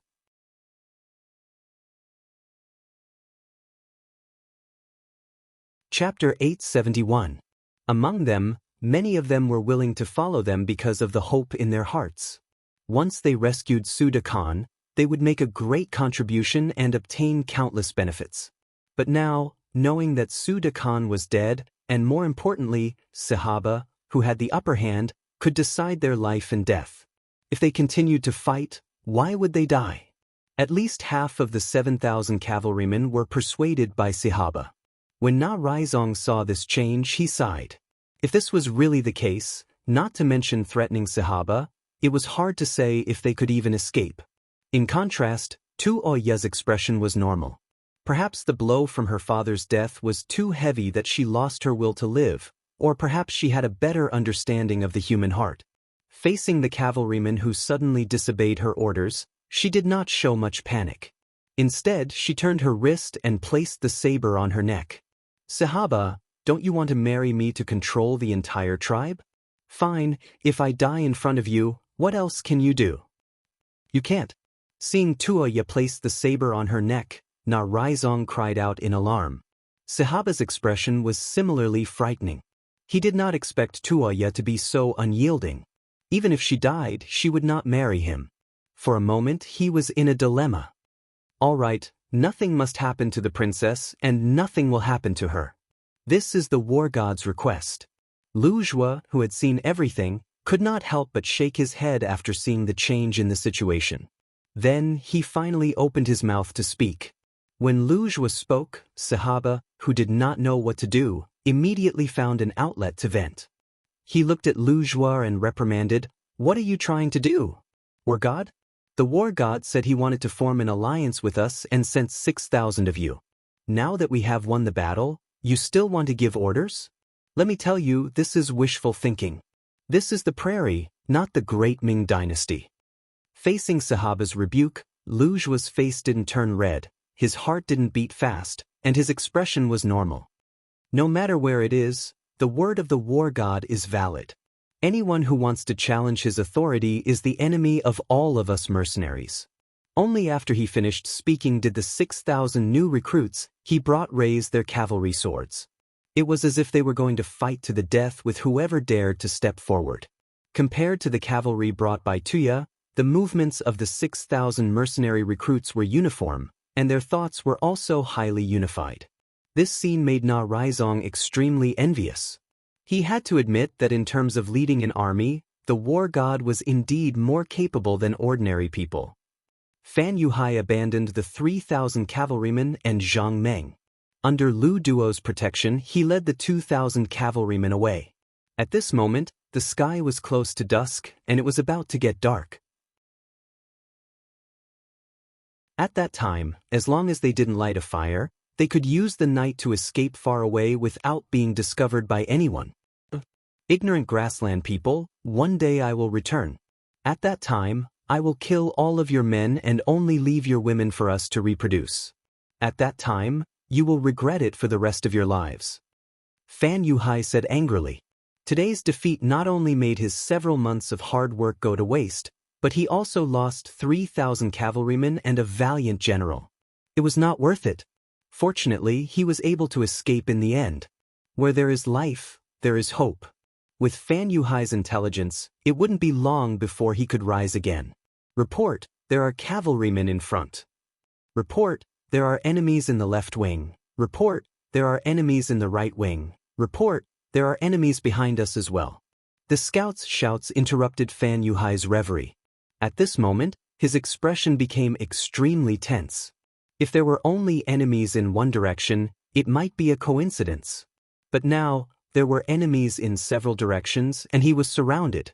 This was not a coincidence, but someone's intention. He had clearly charged out of the encirclement, so how could there be enemies here? Fan Yuhai was puzzled, but soon his eyes widened as if he had thought of something. The great Ming's Duke of Loyalty. At this moment, only Yang Chendong could appear outside the battlefield and meticulously design such a complete encirclement in such a short time. What was he trying to do? Was he trying to kill them all? When he thought of how he had caused trouble for others many times, and now that retribution had finally come, Fan Yuhai was no longer as calm and composed as before. He became extremely nervous. Quick, see where there are the least number of enemies. We have to rush out as soon as possible. He still had 2,000 cavalrymen under him, and this was where his confidence came from. As long as they rushed out in time, they could definitely kill their way out. Once they escaped, the vast grassland would be like birds flying in the sky. The scouts were faced with questions, but they could not answer. They were too far away and could only see the shadows of the cavalrymen. As for which direction had the least number of enemies, they really did not know. After glaring angrily at the scouts, Fan Yuhai quickly made a decision to head west. That was the deepest part of the grassland, and it was also the most likely place to avoid all enemies. Once the direction was confirmed, he immediately gave the order, and the 2,000 cavalrymen followed him to the west. Several li away, the direction of Fan Yuhai's army was quickly confirmed and reported to Yang Chendong. They're heading west? Immediately send a light cavalry regiment to chase after them and stick to them. Commander Xiaofeng, everything depends on your ferocious tiger regiment. Come, give each of them 2 warhorses. No matter what this time, you must leave Fan Yuhai's life behind. Fan Yuhai had repeatedly appeared and caused endless trouble, and Yang Chendong had already lost patience with him. What he needed to do now was to seize this opportunity to prevent future troubles. As for Division Commander Lu Zhuo, it was now almost dark and there would probably be no battle. Moreover, it would not be too late to go over after he had settled the matters here. On the battlefield, Lu Zhuo's sudden support for Tuoya had indeed caught Sahaba unprepared. Considering that it was almost dark, he finally gave up on the idea of immediately starting the battle. In the dark, no one could see each other clearly. If Tuoya were to escape, then the gains would not make up for the losses. Men, set up camp and surround this place. Don't let a single person leave. Of course, it's a different story if there are people who surrender. Sahaba glanced at Tuoya again and revealed the laughter of a victor. Let's take advantage of the night and kill our way out. Princess Tuoya gripped the blade at her neck and spoke with a rather heroic spirit. Without waiting for Na Raizong to nod, Division Commander Lu Zhuo suddenly shook his head. Although he did not know why the 6th young master had yet to appear with his army, he firmly believed that he would not be abandoned. He only needed to wait a little longer. Once the army arrived, all dangers would be resolved. Tuoya asked with a face full of dissatisfaction. Let's wait a little longer. The war god's army is already not far from here. The princess can't bear to see the 3,000 brothers following you die, right? Lu Zhuo knew that it was useless to say more, so he used the cavalry brothers who were still willing to stay behind as a guarantee. Of the 7,000 cavalry soldiers who were still alive, more than half had already been persuaded by Sahaba and left with him. However, there were still 3,000 brothers who stayed behind. Just based on this, the burden on Tuoya's shoulders was still very heavy. How about we wait a little longer? Na Raizong suggested after muttering to himself for a while. He was not afraid of death. Since he chose to stay behind, he had already disregarded life and death. However, he did not want to die so muddle-headedly like this. If that happened, even if he went to see Su Khan, he would not have the face to explain himself. Na Raizong relented. Tuoya nodded after a moment of hesitation. All right, then let's wait a night. If Sahaba uses force, I will not give him any chance even if I have to commit suicide. The princess's unyielding character is admirable. Lu Zhuo cupped his fists and replied.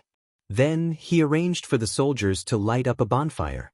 This would not only provide warmth in the night, but also illuminate the surroundings to prevent a night attack. Lu Zhuo's every move was very careful. Sahaba did not mind. He still had many things to do. He had recruited 20,000 people in one go. What he needed to do now was to pacify the hearts of these people. Once this matter was settled, when dawn came, he would be able to command these 40,000 men to launch an attack. At that time, the entire Mongol tribe of the Gobi Desert would only respect him. Everyone had their own wishful thinking, and the cavalry formation that had been fighting for the whole day became quiet. Both sides were intentionally restraining themselves, waiting for the arrival of dawn. On the grassland less than 100 li away, at this moment, Fan Yuhai was surrounded by the mercenary cavalry. The speed of the light cavalry was very fast. After figuring out the direction of their escape, they quickly caught up. Relying on the advantage of speed, they quickly entangled Fan Yuhai's troops. The sound of arrows piercing through the air could be heard constantly, greatly slowing down the speed of their advance. Helpless, Fan Yuhai could only divide his troops again. He arranged for Lu Duo to lead 1,000 men to charge out under his banner, attracting the attention of the mercenaries. Facing Fan Yuhai's military order, Lu Duo's eyes revealed a look of disbelief. General, if we combine our forces, we may still be able to fight the enemy. If we split up, I'm afraid we won't even have the strength to fight. Thinking about how Zhang Meng had stayed behind because he had split up his troops, and now that he was probably dead, he did not think highly of splitting up his troops. At worst, he would just stay behind and fight the enemy. Killing one was enough to break even, killing two was still a gain. We can't. If we split up, there is still a chance. If we combine our forces, there will be no chance at all. Lu Duo, are you not going to listen to this general's orders? Didn't you say that your life is mine? Even if you die, you will ensure my safety? At this moment, Fan Yuhai finally revealed his true nature.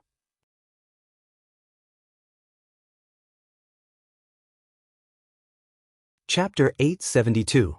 Okay, I'll split up. Lu Duo knew that from this moment on, his friendship with Fan Yuhai was completely broken.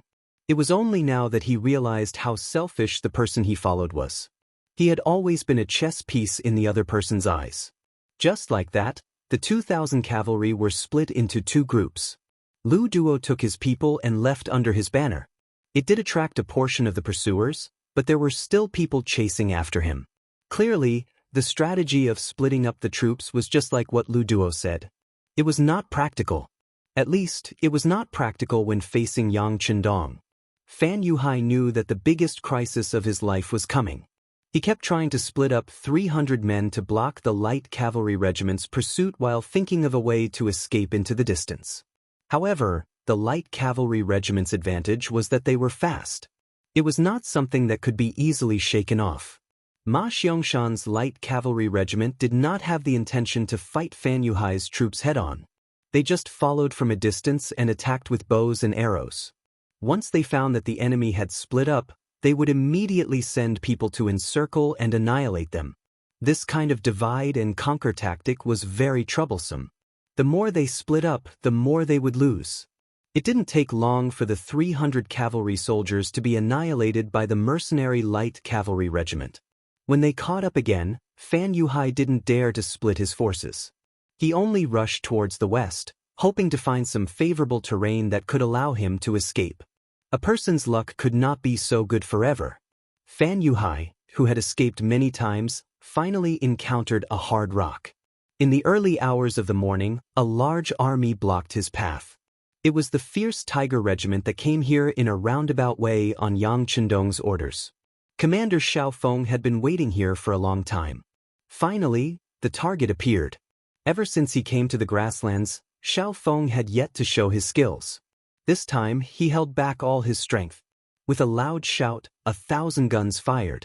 The bullets drew a red line across the night sky. Fan Yuhai's troops that were coming from the front were immediately hit hard. Even Fan Yuhai, who was running at the very front, did not fare well. A bullet coincidentally hit his mount, throwing him off his warhorse. Blow the charge horn. Although he couldn't see the situation in front of him clearly due to the distance and the darkness, there was no doubt that the bullet had severely injured the enemy. Immediately, Xiao Feng gave the order to charge. The 3,200 men of the ferocious Tiger Regiment moved out and arrived at the battlefield very quickly. Another round of gunfire rang out, but the enemy cavalry who refused to submit were all killed. Only about 400 of them were left, either injured or scared out of their wits. They knelt on the ground and surrendered. Capture them all. Let's see if Fan Yuhai is dead or not. Xiao Feng commanded the soldiers to quickly enter the battlefield with torches in hand, beginning to clean up the situation. He's here. Fan Yuhai fainted from the fall. Some of the faster warriors found Fan Yuhai, who had fallen off from his horse, lying on the ground weakly. The cunning Fan Yuhai was cunning. The warhorse that was traveling at high speed suddenly fell down, causing him, who was on the back of the horse, to be seriously injured. Good, let's capture him and bring him away. Xiao Feng's face lit up with joy as he finally caught Fan Yuhai. At this time, the light cavalry regiment also rushed over. While Ma Xiangshan went forward to check the situation, he reported to Xiao Feng the situation of the other enemy cavalry. That Lu Duo's luck isn't too good. He met the heavy cavalry regiment. This time he'll be in trouble. Oh, that's really bad luck. When Xiao Feng heard that the heavy cavalry regiment had moved out and they just happened to meet Lu Duo, he immediately gave up on the idea of going to support them. In the new army, if the heavy cavalry regiment said they were first in terms of cavalry combat ability, naturally no one would dare to say they were second. The situation over there was basically stable. Just as the two regiment commanders expected, Lu Duo was quickly killed when he met the heavy cavalry regiment. This was not to say that he was incompetent.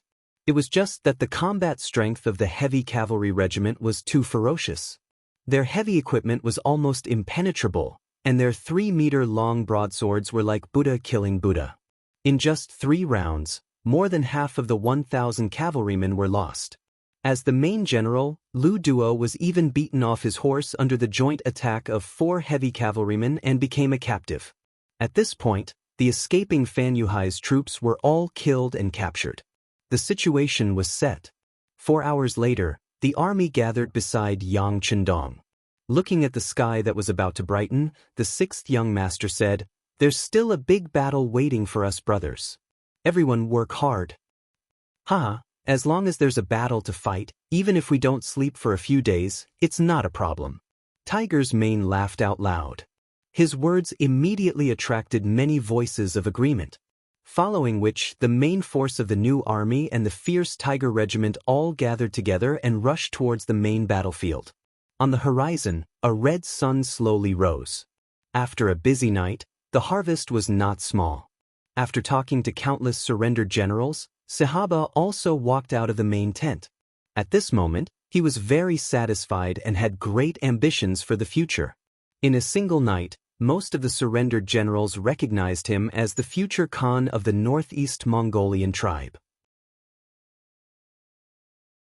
Although there were some people who were reserved and waiting for the best offer, they still didn't express their opinions. However, Sahaba was extremely confident. As long as he eliminated the mercenaries and Na Risong's troops today and married Princess Tuoya, it would be equivalent to having a righteous identity. At that time, no one would be able to stop him from ascending to the position of Khan. Pass down the order. Light a fire and cook. Let the brothers eat their fill first, then we can kill. Sahaba, who was in a good mood, laughed loudly.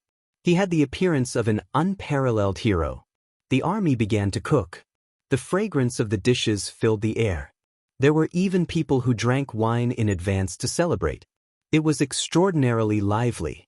In comparison, Tuoya, Lujua, and Na Risong, who were surrounded in the center, became much quieter. Being surrounded in the center, there was no way for them to use their cooking utensils. They could only eat the dry rations they brought with them.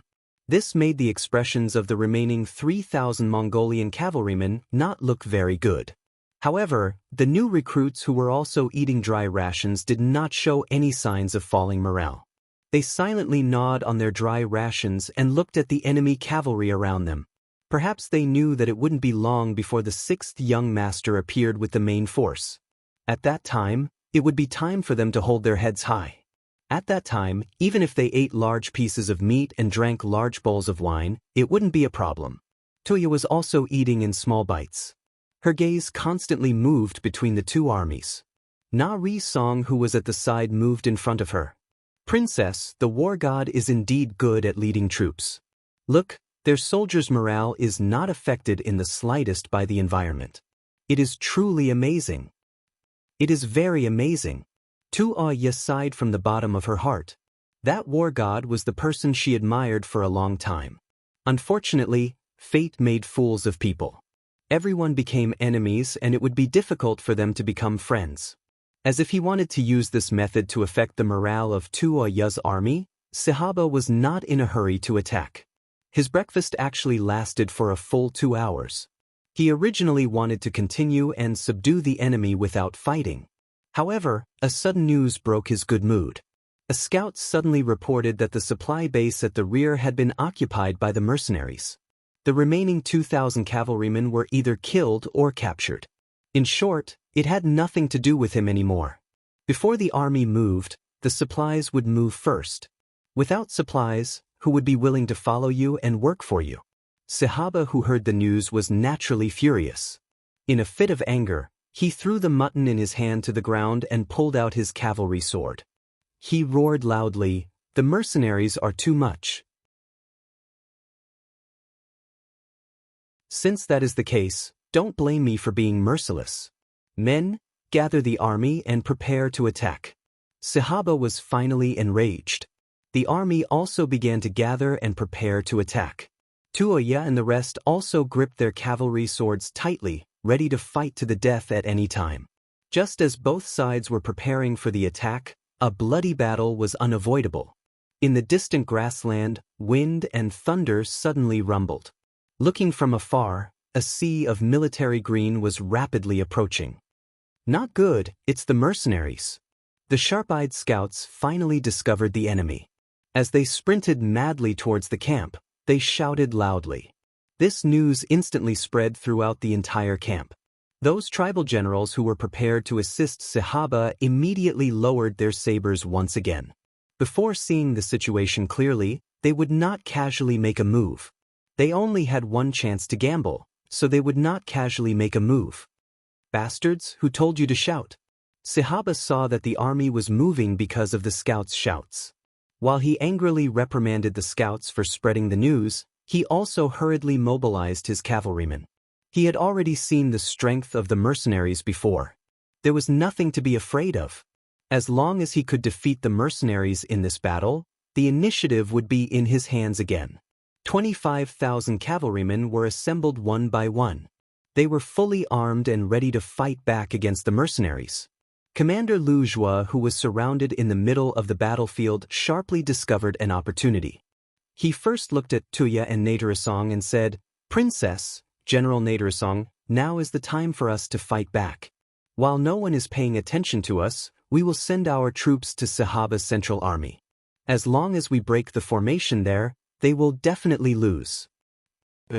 Tuya and Naderasong both replied in unison. From a certain perspective, if it wasn't for Sahaba's coercion, Sud Khan might not have died. Just based on this point alone, they would do their best. Sahaba continuously arranged his cavalrymen in front of him. With 25,000 cavalrymen in his hand, his heroic spirit rose. Naturally, he was not afraid of the mercenaries' charge. On the contrary, he wanted to use this battle to show everyone who was the real hero of the grassland. While he was immensely pleased with himself, suddenly a wave of battle cries came from the side. Tuya and Lu Jua's troops had joined forces. Close to 10,000 cavalrymen suddenly charged over. They were already less than 3 li away from Sahaba's central army.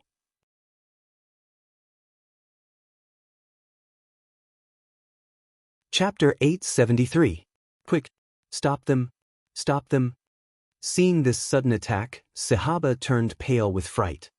He was only thinking about dealing with the mercenaries coming from afar and had forgotten about the 10,000 enemies that he had already regarded as meat in his bowl. Now, he could only watch as the mercenaries came closer and closer. Along the way, the cavalrymen who had surrendered to him last night actually did not stop them. Instead, they took the initiative to open up a path. They were clearly here to watch the show. Knowing that he had miscalculated, Sahaba was shocked. At the same time, he hurriedly moved the army to block Tuoya's troops. This time, he had made another bad move. Originally, the main army's cavalrymen had already been arranged. With the advantage in numbers, even if the mercenaries rushed over, it would be impossible for them to break through the defensive line in a short period of time. However, with this move, the front army's formation was thrown into chaos, giving the attacking mercenaries an opportunity to attack. The commander of the new Tatar division, Su He, who was charging at the front, seized this opportunity and launched a continuous and fierce attack with the tip of the arrows. He had never seen such a formation before and had no experience in dealing with it. In addition, the front army was originally on the move. In the chaos, they were forced to retreat again and again. The cavalry formation formed by more than 12,000 men was thrown into chaos and even collapsed. The cavalrymen in the front began to lose. Tuoya and the others from the side also charged forward. The distance between the two sides was less than a li. Moreover, from the looks of it, no one could stop the enemy's charge. When the situation was far from good, Sahaba made an even more foolish decision. He turned around and fled. For the sake of preserving his own life, he completely disregarded the 20,000 plus soldiers and 20,000 surrendered soldiers. He turned around and left the battlefield with only a few dozen of his personal guards. With the protection of the arrow tip formation, Division Commander Su, he quickly broke through the formation and rushed to the front. He saw the scene of someone fleeing. At this moment, General Nari Song's shout rang out. Sahaba has already fled. Who are the rest of you still fighting for? Why don't you dismount and surrender? You can still live. Nari Song's shout reverberated throughout the battlefield, causing the already chaotic enemy troops to become even more chaotic. Many of the enemy cavalry had already stopped their actions of urging their warhorses, instead standing in place and hesitating. Su He noticed the change in the situation and immediately came up with a plan. He got the soldiers around him to shout along with him. Sebaha's grain collection area has been occupied by the mercenaries. He's finished. Any cavalry who still wants to follow him will face the situation of starvation. Everyone make your own choice. The cavalrymen who were already at a loss quickly urged their warhorses to stop when they heard that there was no more rations. They stood there, not knowing what to do. A huge battle that was supposed to happen was stopped just like that. Taking advantage of this opportunity, the ferocious Tiger Regiment was the first to arrive. Countless black muzzles were raised, and anyone who made any strange movements was killed without mercy. In a short period of time, at least 100 riders were killed. The situation on the battlefield became extremely quiet. Although the guns were limited and it was impossible to kill more than 40,000 cavalrymen present, no one wanted to be the first to stand out. An unimaginable scene appeared. The battlefield was so quiet that it was frightening. Yang Chendong was riding on the white dragon horse, waiting for the bloody battle ahead. Yang Si, who was holding a telescope to observe the situation on the battlefield, suddenly shouted, "Young master, a few dozen riders have escaped. It looks like they want to enter the depths of Mongolia." Escape? Without orders, who can escape?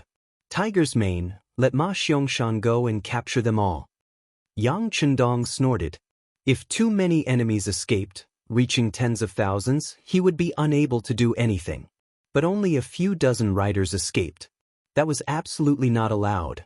Ma Xiangshan's light cavalry once again jumped into the formation and chased after the escaping Sahaba. Yang Chendong did not pay attention to this small matter. Instead, he looked at the battlefield that suddenly became quiet and frowned. Then he said with relief, "It looks like the situation on the battlefield is better than we expected. Since that is the case, let's set out and meet these grassland heroes." The situation of this battle far exceeded Yang Chendong's expectations. It was originally a bloody battle, and Yang Chendong was even prepared to lose 2 of his forces. Only when he arrived on the battlefield did he realize that the situation was far better than he expected. Pass down the order. Before Sahaba is captured, no one is to act rashly. Otherwise, the war god's guns will not have eyes. Knowing that at this moment, he had to use a thunderous and forceful method to intimidate everyone, Yang Chendong immediately said without any trace of politeness. He left behind some to pacify everyone. He also made it clear that as long as they did not act rashly, no matter what the final result was, the mercenaries would not act against them. This was the war god's promise. After doing all this, he walked to Tuoya's side. "Princess, if you trust my character, can you come with me over there to talk?" Seeing Yang Chendong again, and not the person who lazily sunbathed by the stream, Tuoya's heart could be said to be filled with all sorts of emotions. "Okay, I trust the war god's character. Please lead the way." Na Ri Song was not at ease with the princess's safety. He brought a dozen elite soldiers to follow behind Yang Chendong and came to the new army reconnaissance camp 2 li away. There were already several large tents set up here. Seeing Yang Chendong come, Battalion Commander Ding Shan came early to greet him. "Battalion Commander Ding, bring Fan Yuhai and his brothers over," Yang Chendong said, then smiled at the shocked Tuoya and gestured for her to come over. Fan Yuhai was captured by the war god? Tuoya only came back to her senses after a long while, her face full of disbelief. "That's right, it was also my luck. He just happened to run into me when he was escaping, so I took care of him in passing. To tell the truth, although I was enemies with Kaghan Suda before, I also respected the Kaghan's character. Even if there were casualties in a battle, it was inevitable.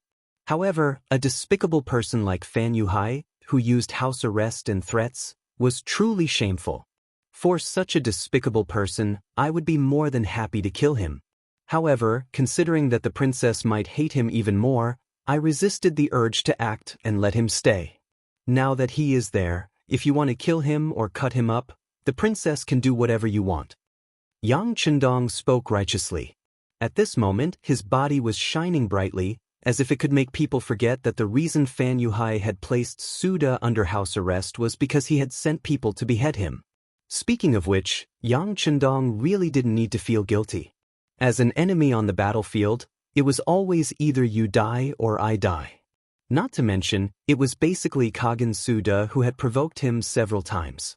He had only retaliated normally and suffered a gunshot wound. That was because his skills weren't as good as Kaghan Suda, so he couldn't blame Yang Chendong. Tuoya also knew this, so in her heart, she had never blamed Yang Chendong. Now that she heard that he had brought her father's murderer to her, she immediately bowed and said gratefully, "Thank you, war god. Since that's the case, I want to kill this person, can I?" "Of course, I just said, if you want to kill or cut him up, please do so." Yang Chendong nodded without hesitation. For someone like Fan Yuhai, even if Tuoya didn't kill him, he would still kill him. Since that was the case, who did it, what did it matter? Under everyone's gaze, the tied-up Fan Yuhai was brought in front of Tuoya. Because he had fallen off the back of the horse, his face was covered in dirt, and there was a bloody scratch on his face. When people looked at him, he no longer had the appearance of being able to predict everything. Instead, he appeared to be in a very sorry state. Fan Yuhai, who was brought out by 2 mercenaries, raised his head and saw Tuoya walking towards him with a curved horse. His usually calm face finally revealed a look of fear. He, who had been silent all this time, finally shouted at this moment, "Duke of Loyalty, you can't do this to me. I'm very smart, and you know my ability. How about this, let me go, and I'll be willing to serve you forever." From the moment he was captured until now, Fan Yuhai had been very calm. It was all because he was confident in his ability. Just like when he appeared in front of Kaghan Suda knew that he was ambitious, but still put him in an important position. In the end, this was the personality of the strong. They always believed that they could control everything, that they were the most powerful people in the world, that there was nothing they couldn't solve. Because of this, Fan Yuhai believed that Yang Chendong wouldn't kill him. Instead, he might put him in an important position. With the mentality of waiting for the best offer, Fan Yuhai appeared extremely calm. He was waiting for the other party to discuss conditions with him, waiting for the other party to haggle. However, when he saw Princess Tuoya appear, he knew that things didn't develop as he imagined. Instead, there was a huge problem. Although he didn't know where the problem came from, he thought that he would definitely be useful. As long as he lowered his head, Yang Chendong shouldn't do anything to him. At this moment, Fan Yuhai no longer had the demeanor of a famous general. Perhaps he knew that if he didn't work hard, he might lose his life. At this moment, he was shouting crazily, as if he was afraid that Yang Chendong wouldn't hear him. Yang Chendong naturally heard him. At this moment, he was standing beside Lu Duo and the other cavalrymen who had followed Fan Yuhai for many years. He then looked at these cavalrymen with a tone that carried hidden ridicule, saying, "All of you, listen carefully. This is the general you've always been loyal to. This is the leader who is omnipotent and omniscient in your eyes. To be honest, he really isn't all that great. At the very least, when facing death, his performance isn't even as good as some soldiers with unyielding characters." Yang Chendong shook his head. At this moment, he was extremely disappointed in Fan Yuhai. Not long ago, he had still treated this person as a dish. However, everything that happened now proved that he had indeed overestimated this opponent. At the very least, when facing death, Fan Yuhai didn't display the backbone that he should have. So what if this kind of person was capable? There would still be a day when he would betray him out of fear of death.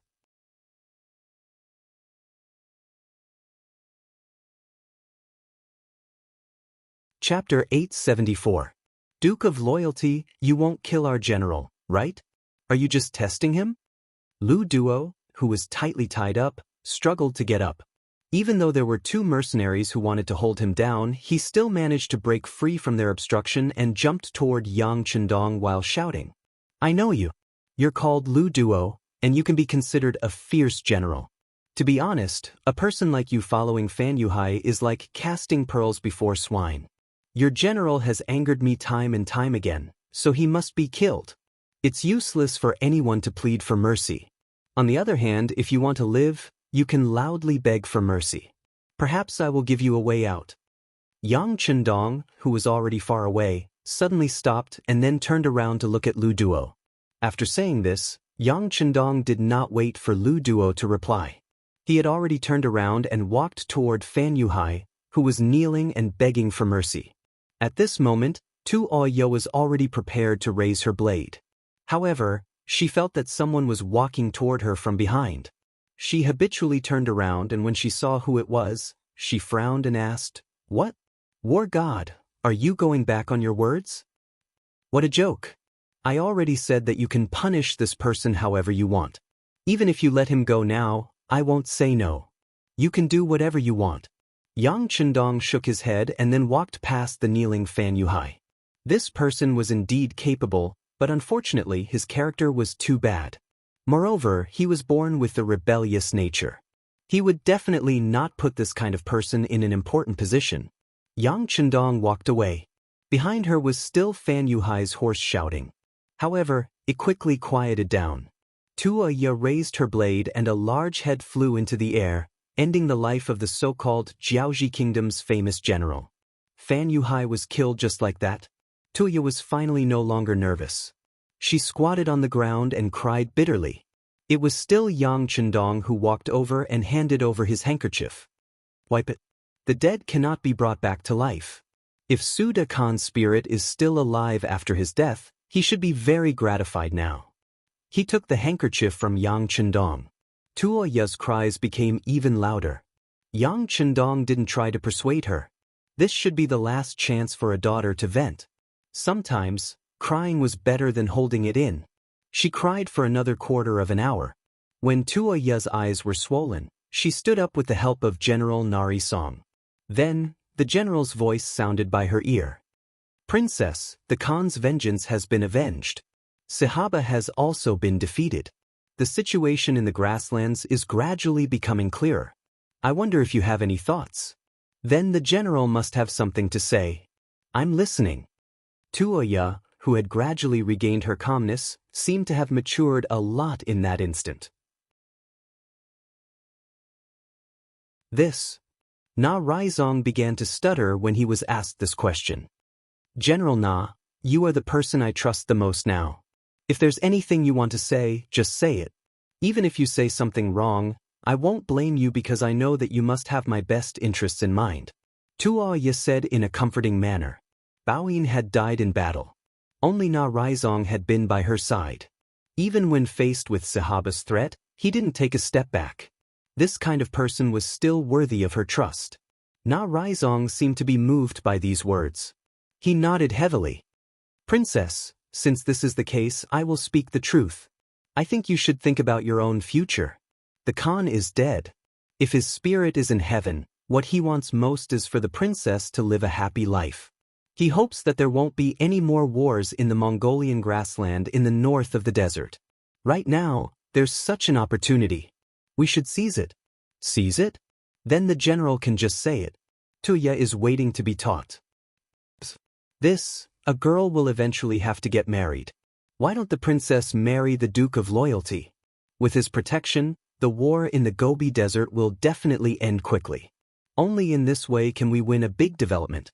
I still remember that the princess was very envious of the people of the grasslands in the beginner city a few days ago. Now is the opportunity. Na Raizong simply said everything. As a person who was highly valued by the Khan, and as a person who had received great kindness from the Khan, he felt that he had to say these words. This was the true repayment of the Khan's kindness. Wait.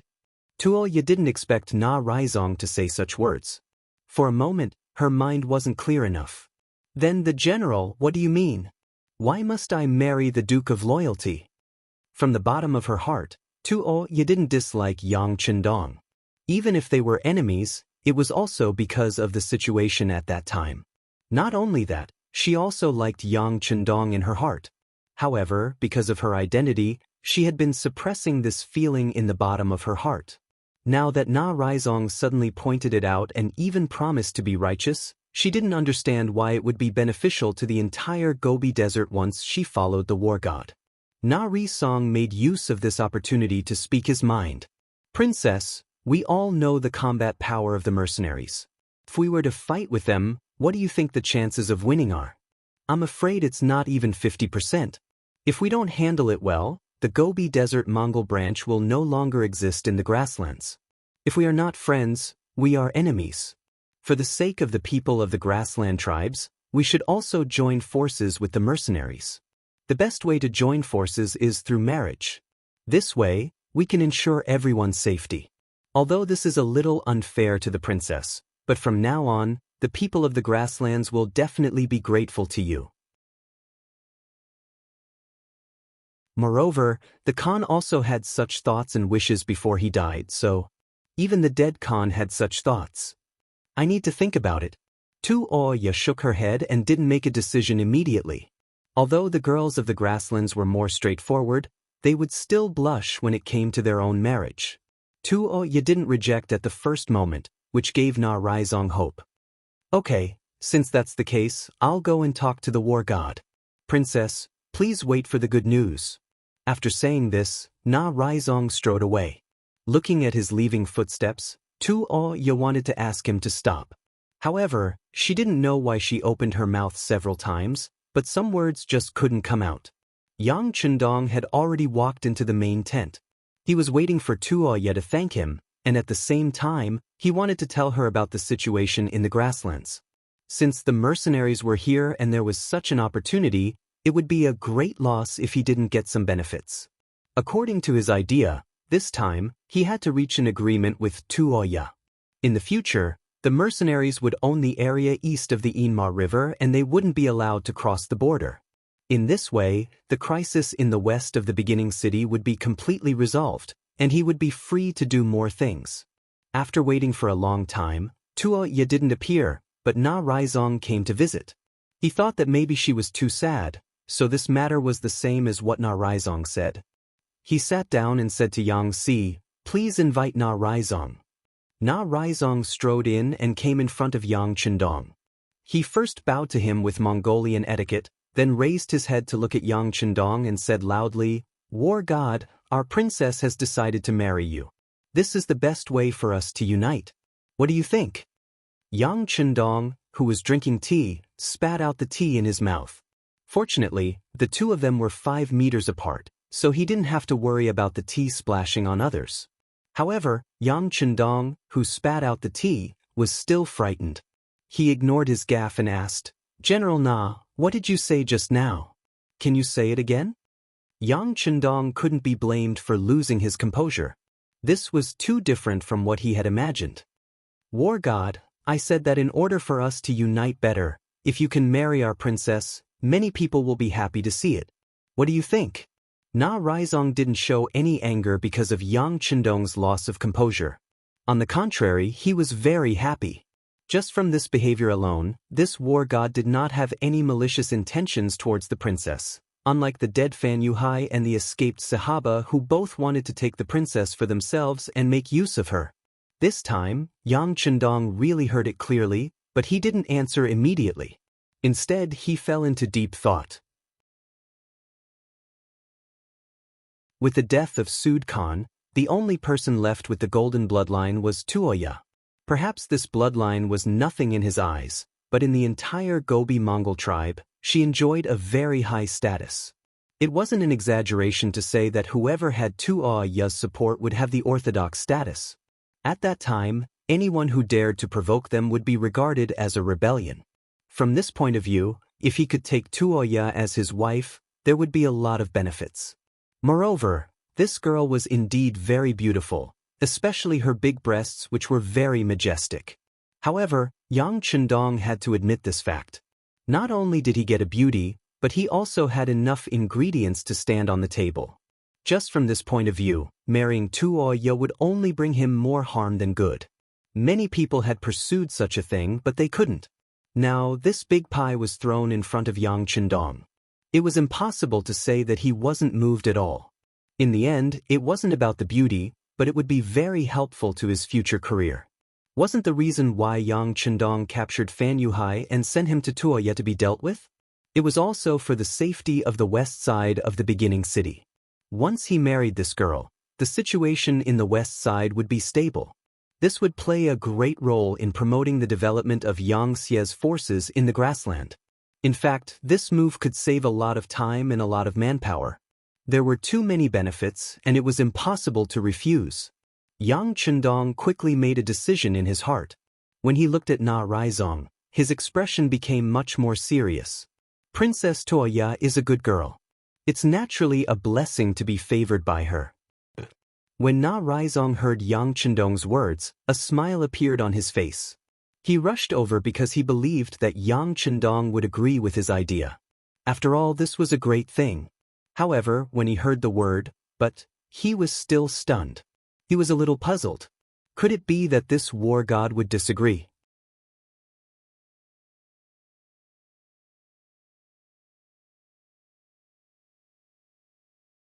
Chapter 875. Under Na Raizong's suspicious gaze, Yang Chendong continued, "However, I already have 5 wives and there's still one that hasn't been married. If the princess marries me, she'll be my 7th wife.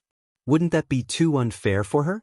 If the princess is unwilling because of this, I won't be angry, nor will I attack you. As long as you're willing, we can still redraw the line and live in peace." War God, as far as I know, you Han men can divorce their wives. You can divorce your previous 6 wives. If you do that, impossible. Since I have married them, no matter what their identities are, they will always be my women. This will not change for the rest of my life. It's just like how if the princess marries me, nothing will change for the rest of my life. If that's what you're thinking, then I'm sorry, but please don't say such things in the future. Let's not talk about marriage. Let's talk about how to draw the line. Yang Chendong firmly interrupted Na Raizong. Although Tuoya's status was very noble, it was impossible for him to abandon his other 6 wives for the sake of this woman. Na Raizong could only sigh at Yang Chenjiang's decisiveness. "All right, I'll tell the princess your intentions. As for what to do, please give us some time." "All right. But please be quick. We've surrounded 40,000 soldiers and they're waiting for us to give them an explanation.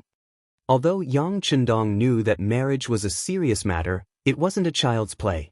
It needed time to consider, but the current conditions obviously didn't allow it. The mercenaries' prestige could suppress those people for a while, but no one knew what unforeseen events would happen after a long time. "We're God, don't worry. I'll give you an answer after discussing it with the princess." Na Raizong also understood the situation and nodded before leaving the tent. Outside the tent, Tuoya's hands were tightly clenched together. She looked like an ordinary girl who had been frightened and was waiting for news. Although she knew that if she married the war god, Yang Chendong would benefit greatly and wouldn't be rejected, she still couldn't be at ease before she received a definite answer.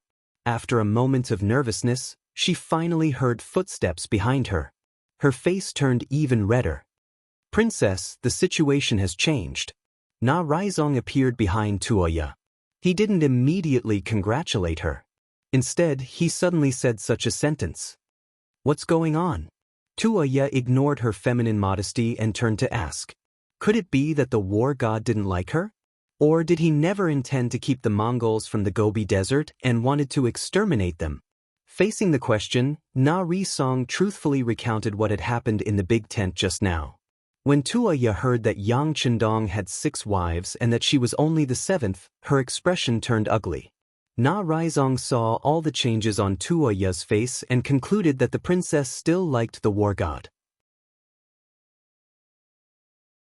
Since that was the case, he coughed lightly to attract her attention and said, "Princess, in my opinion, this is a good thing. This proves that the war god values relationships." "Oh, what do you mean?" Tuoya asked in confusion. "Princess, think about it. With your status, if you say that you want to get married, who knows how many men will break their heads? When that time comes, even if they have a wife, I'm afraid that they will abandon her without hesitation. But is this kind of love reliable? If they can abandon other women for you, who knows if they won't do the same thing in the future?" The war god knows this, but he still said the truth and didn't back down. "Doesn't this mean that if you marry him, you won't have to worry about any accidents in this life? Isn't that a good thing?" Na Raizong explained with a straight face. You can say that?" Tuoya was shocked. "Of course you can say that. In fact, with the war god's fame, whether it's on the grasslands or in the prosperous Great Ming dynasty, there should be countless women who want to marry him. But until now, he only has 6 wives. This shows that he has never been blind when it comes to choosing women. Now that he's telling us this in advance, it proves that he's magnanimous and honest. How can a man like this not be reliable? Not to mention, if he wanted to, how many women wouldn't he have? Why is there a need to restrain yourself like this?" Na Raizong was still talking nonstop, and Tuoya's thoughts were also changed because of these words. It was as if the image of a perfect man had appeared in front of her. If she gave up because of this, it would definitely be the biggest mistake in her life. "All right, I'll go see him. I want to have a chat with him." Tuoya finally made a decision. She didn't care about how many wives Yang Chendong had. She cared more about whether this man cared about her or not. Tuoya and Na Raizong arrived outside the tent together. Yang Si had been waiting for them and directly led them into the tent. At this moment, Yang Chendong was also sitting precariously, but for some reason he was more nervous than usual. After entering the tent, Na Raizong took the initiative to retreat to the side and stood together with Yang Si. He completely handed over the initiative to Tuoya. "War god, are you really not willing to give up your wives for me? You should know that I have the bloodline of the Golden family. If you marry me, the entire Mongol desert will listen to your words, listen to your orders, listen to your... Don't say any more. I won't give up on them." Yang Chendong directly interrupted Tuoya. Although it was a little heartless, it was also very decisive. This was his bottom line. He would not allow anyone to provoke him, even if there were great benefits in front of him. After being rejected on the spot, Tuoya's expression flashed with a hint of melancholy. Yang Chendong also sighed in his heart. He knew that it was very likely that things would fall through, so he simply gave up the idea of a marriage alliance. He wanted to use this opportunity to negotiate the border between the two sides. Just when he thought that the matter had come to an end, Toya suddenly said, "War God, your loyalty is admirable. I'm also moved. I'm willing to be your woman. For the future of the tribe, I'm also willing to cooperate with you. I'll listen to everything you say in the future, but I have one more condition." "What condition?" Yang Chendong, who was surprised, was no longer as calm as before when he encountered anything. He was really shocked by Tuoya's words. However, when he thought of the condition, he instinctively became more careful. "I want you to give me a city that's about the same size as the first city. It will be built here to benefit our Mongol desert tribe." Tuoya opened her mouth and said very seriously, "Build a city?" Yang Chendong was stunned by this request. Narasong took half a step forward and explained, "A while ago, I accompanied the princess to the first city and was attracted by the prosperity there. The Mongolian people living there were very happy. The princess said that she hoped that one day, the Mongolian tribe in the north of the Gobi Desert would have a city like this, where the people could live freely. When danger comes, there would be a place to hide." "That's right. This is my wish. It can also be considered as a dowry for you to marry me. Do you agree?" Tuoya looked at Yang Chendong with a serious expression. At this moment, her heart began to beat faster, as if she was afraid that Yang Chendong would shake his head. Although she also knew that building a city would require a lot of financial and material resources, she still made such a request. In her opinion, if the other party did not consider this condition, then perhaps he really did not like her. There was no need for her to stay here. To Tuoya and Narizong's surprise, Yang Chendong did not even think about it and nodded directly. "Okay, build a city. Build a city that's about the same size as the first city and name it North Desert City. But I also have a request. From now on, there are no Mongol desert tribe in the world. They will be unified under the jurisdiction of the mercenary army. If you agree, I will agree to your request." The reason why Yang Chendong agreed so readily was not because he was hot-headed, but because he originally had such an idea, but he thought that the time had not yet appeared. Since Tuoya took the initiative to mention it, he pushed the boat with the current and agreed. It was the best of both worlds. "Okay, I agree." Tuoya was also straightforward. Knowing that her father was gone, if no one had the courage to stand up now, the entire Mongol desert tribe would be in a state of disunity. It was only a matter of time before they would be conquered. Since that was the case, it was better to give it to the mercenary army. At least they could protect their own people with their strength. Things went unexpectedly smoothly. Yang Chendong and Tuoya were also unexpectedly generous. The matter was settled. Next, Yang Chendong walked down from the chair and reached out to hold the hand of Tuoya, who was blushing. The two of them walked toward the place where the tribal leaders were still waiting for the news. It had been more than 2 hours since Tuoya had left, and these small leaders were already somewhat impatient. However, when they considered the fact that the nearby area was full of well-organized and murderous mercenaries, they had no choice but to suppress their temper. When there was finally a result, when they saw that Yang Chendong, who was known as the god of war, and Princess Tuoya were actually holding hands, many people's eyes began to widen infinitely. They really did not understand. How did things become like this after such a short time? How did this magic trick change? Princess Tuoya did not let everyone wait for long. In front of everyone, she announced her decision to marry Yang Chendong and what path the Mongol desert tribe would take in the future.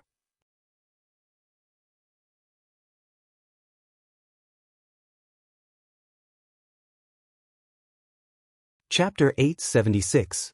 Tuoya was still announcing her decision as a member of the Golden Family. Yang Chendong, who was standing to the side, received the latest news from Yang Si and lightly nodded his head. "Bring him in." Tuoya finally finished her speech. Then, her gaze naturally fell on Yang Chendong.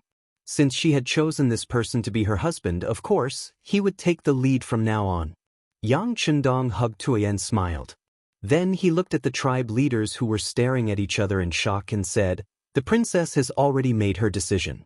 In a few days, I will take her as my legal wife. At that time, I welcome everyone to come to the beginning city to congratulate us." Of course, if anyone is not satisfied with this result, you can choose not to come. However, from now on, you will be viewed as my enemy. In the future, there will be no other path of survival in the Mongol region. Come, bring him in. Yang Chendong's threat was still ringing in everyone's ears when the tightly bound Sahaba was dragged in front of everyone by Badao Jiang and Pengyu. This person, together with Fan Yuhai, forced Khan Sud to death. According to the law, he should be beheaded. Kill him. Yang Chendong merely shouted, and Yang Si, who was standing at the side, had already picked up a demon head blade. Soon after, the blade was raised and a head was chopped off. Sahaba, who had been caught alive by the light cavalry regiment, didn't even have the chance to say a word before he was beheaded on the spot, dying in front of the leaders of the other small tribes. This move of killing the chicken to scare the monkey, or even the monkey to scare the monkey, frightened many people. Originally, they wanted to voice out their objections. Why should the mercenaries occupy this place? Why should the Mongol tribe that had lasted for hundreds of years be swallowed by the mercenaries? However, when they saw Sahaba's death, many people wisely shut their mouths. The situation was stronger than the person. Now that the mercenaries belonged to the side of the general situation and had the support of Princess Tuoya, who could be his opponent. That's right, in terms of numbers, the Mongol army had 40,000 men, far more than the 20,000 mercenaries. However, there were too many factions among them, and it was impossible for them to be united. Furthermore, everyone was worried that if they jumped out first, they would die miserably and be targeted. Therefore, even though Sahaba had died right in front of them, not a single one of them dared to resist or protest. No one said anything. Yang Chendong's face was like a spring breeze as he said, "All right, since that's the case, I'll take it that you all agree to this decision. In order to express my desire to marry Princess Tuoya, I will soon build a city, North Desert City, at the place where the great battle just took place, Balsi and Tan, the temporary capital built at the end of the Yuan dynasty. At that time, as long as you are friendly with us, you will have the right to live there. At that time, you won't have to suffer alone in the yurt during the winter. Once the war comes, you won't have nowhere to hide." While looking at these Mongol people in front of him, Yang Chendong's lips curled into a smile, continuing, "Of course, building a city requires a lot of silver, and even more so a lot of manpower.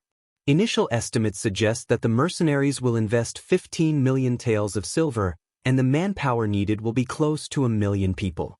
If anyone wishes to work and earn money, feel free to come and sign up. Naturally, the small tribes that are friendly with us will take priority." The originally silent crowd, because of Yang Chendong's words, completely became noisy. Investing 15 million taels of silver, and the manpower needed would be around 1 million people.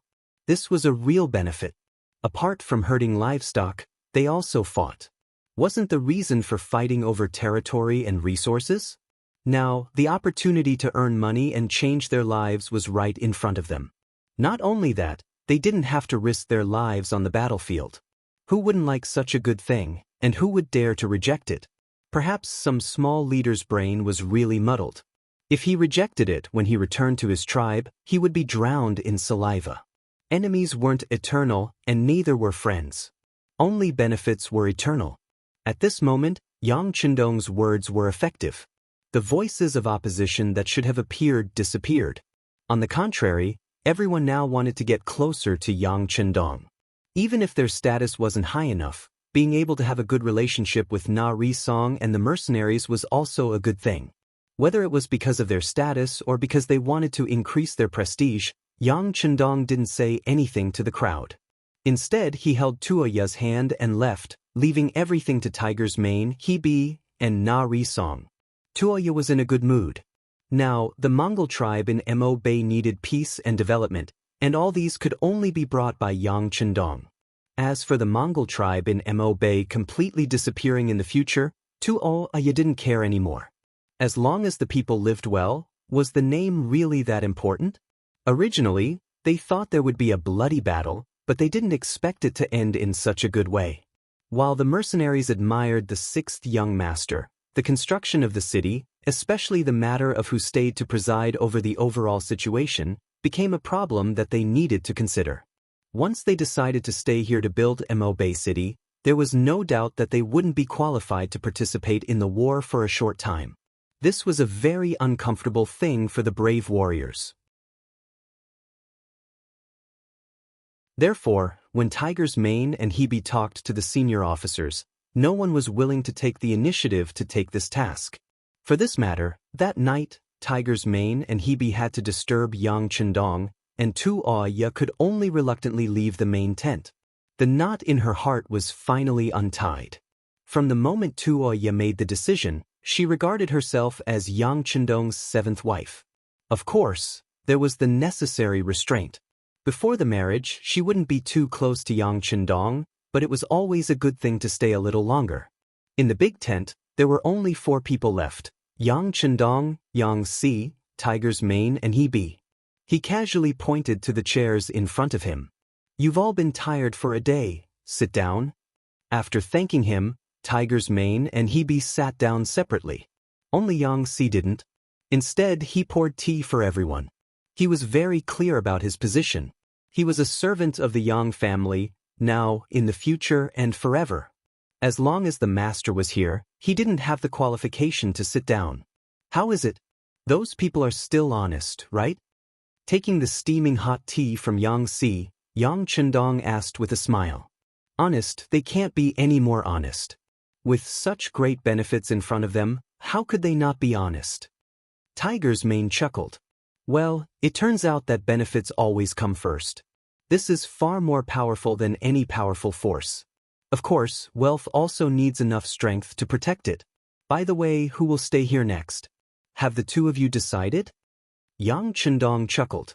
This was originally within his expectations. With such great benefits, if anyone still objected, then they really had to be kicked in the head by a donkey. At the mention of this issue, the smiles on Tiger's Mane and Hebe's faces disappeared. They had come precisely for this matter. According to the 6th young master's intention, the people who stayed here to build the city would definitely be selected from the first army. Who would be selected and who would not be selected, and whether the selected people would agree or not, this was very troublesome. Although it was the duty of a soldier to obey orders, if the order was directly given without considering the individual's wishes, then the task would not be completed very well. When the time came and it really delayed the important matter, then it would be their fault. Young Master, regarding the selection of people, the deputy commander and I separately talked to the 3 division commanders, but it seems that they don't want to stay. Tiger's Mane knew that he had to speak at this time. Although saying this would more or less make them seem incompetent, but the truth still had to be told. "Oh, there is such a thing." Yang Chendong frowned. He could understand the thoughts of the 3 division commanders. They all wanted to make a contribution and stay in North Desert City. Obviously, this wish was not easy to achieve. Yang Si, go and find the 3 division commanders. Although Yang Chendong could make the decision, he still wanted to see the 3 division commanders before making a decision. Yang Si agreed and left. Yang Chendong looked at Tiger's Mane and Hebe and said, "This is actually not a bad thing. It proves that the officers all want to make a contribution on the battlefield. This is a manifestation of high morale." Tiger's Mane and Hebe nodded repeatedly in agreement. After a while, the Independent Division Commander Xan Honghai, the Tatar Division Commander Su He, and the Recruit Division Commander Lu Zhua all came to the main tent. The 3 of them did not have a seat, so they just stood in front of Yang Chendong. The 3 of them stood there with different expressions. Xan Honghai had a conflicted expression. Su He had a straight face and looked up, ignoring everyone's gaze. Even when Yang Chendong's gaze fell on him, he still did not move. Lu Zhua's gaze was somewhat evasive, not daring to look directly at Yang Chendong. Clearly, the 3 of them all knew what they were going to talk about this time. Speaking of which, staying here to build North Desert City was a huge task. At the very least, it was not an ordinary identity that could suppress the situation. In the entire new army, other than the commander and deputy commander, they could only choose from these 3 division commanders. Yang Chendong's gaze carefully wandered over the 3 of them, Then he nodded and said, "I think you all know why I, the young master, called you here. Then let's not beat around the bush. One of you three needs to stay here to be responsible for the safety of North Desert City. Which one of you is willing to take on this responsibility?" The words were asked by Yang Chendong. No matter how unwilling the three of them were in their hearts, they had to answer at this moment. The Tatar Division Commander Su He was the first to speak. "Sixth young master, I do not want to stay. I am more willing to go to war with the sixth young master."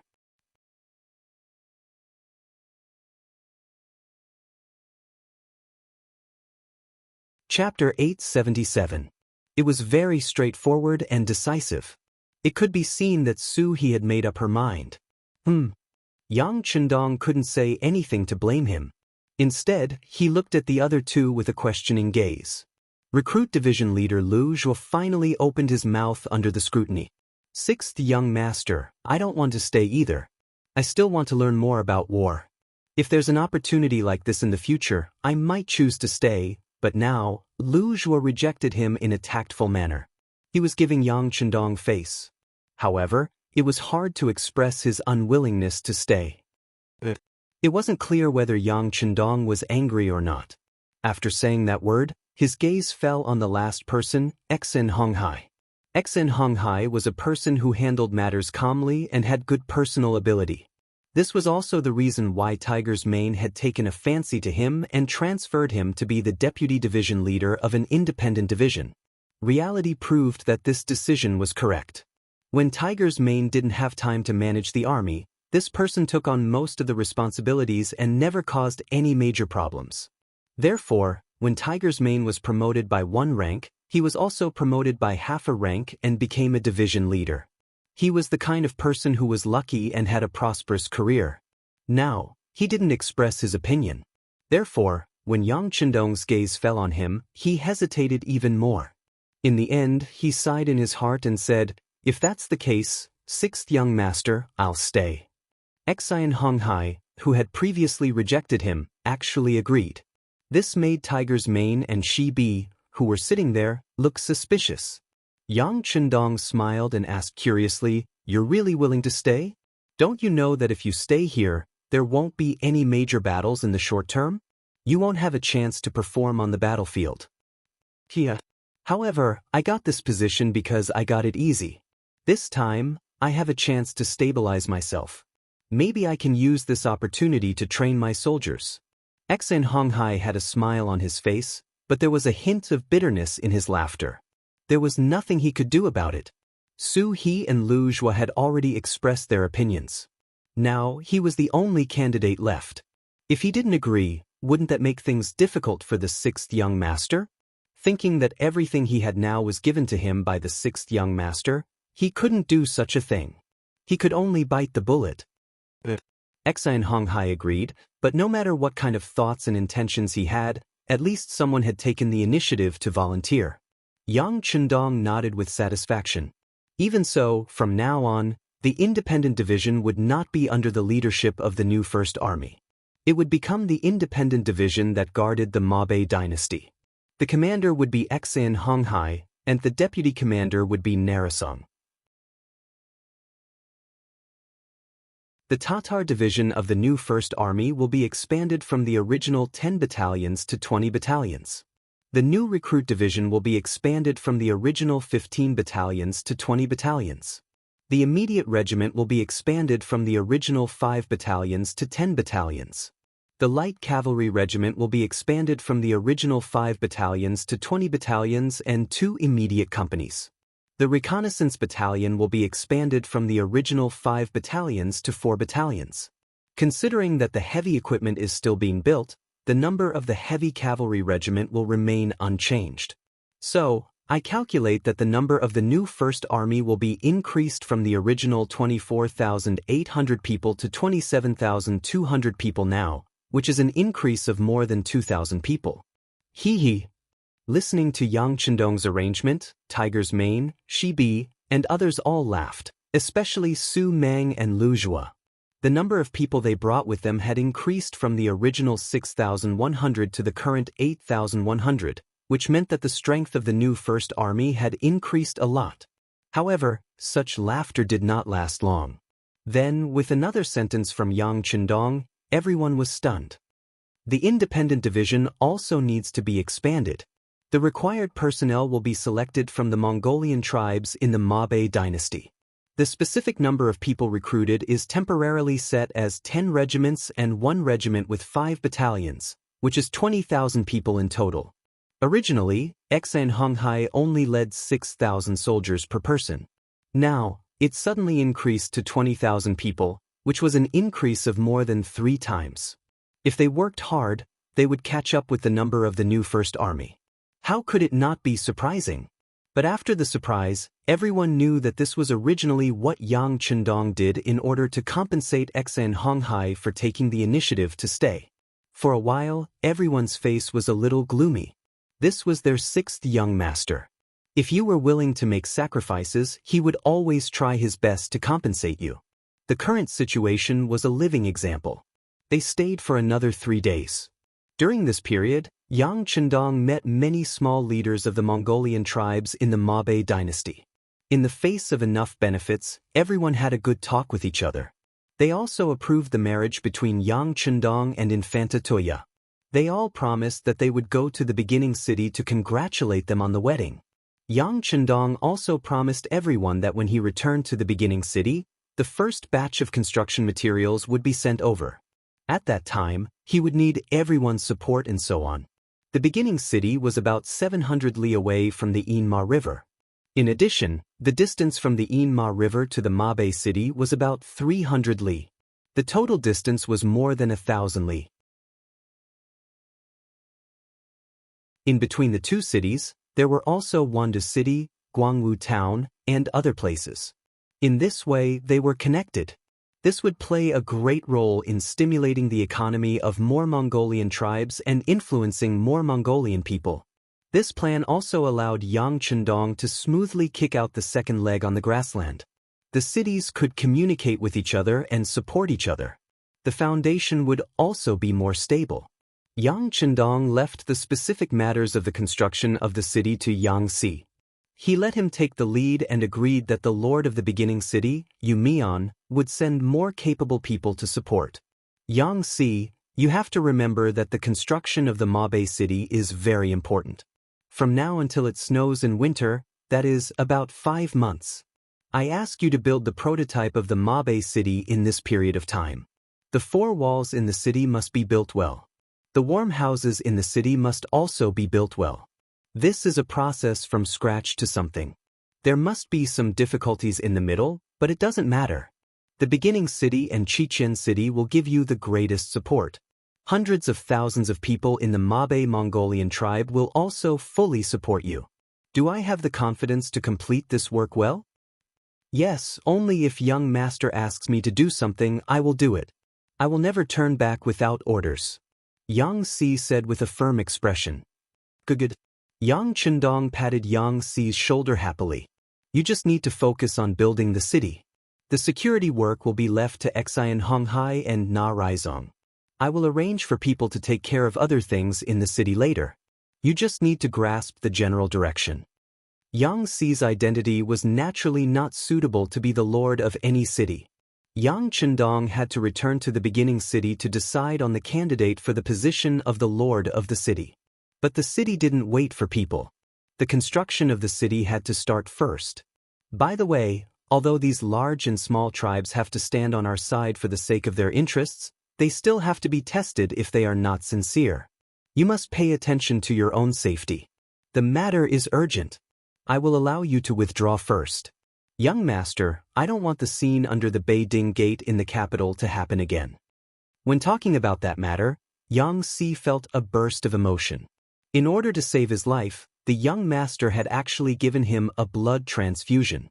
Just based on this, how could he not sacrifice his life and give it his all? Young master, don't worry. Yang Si knows what to do. 3 days later, Yang Chendong finally left. Other than leaving behind the independent regiment, the rest of the army was brought back.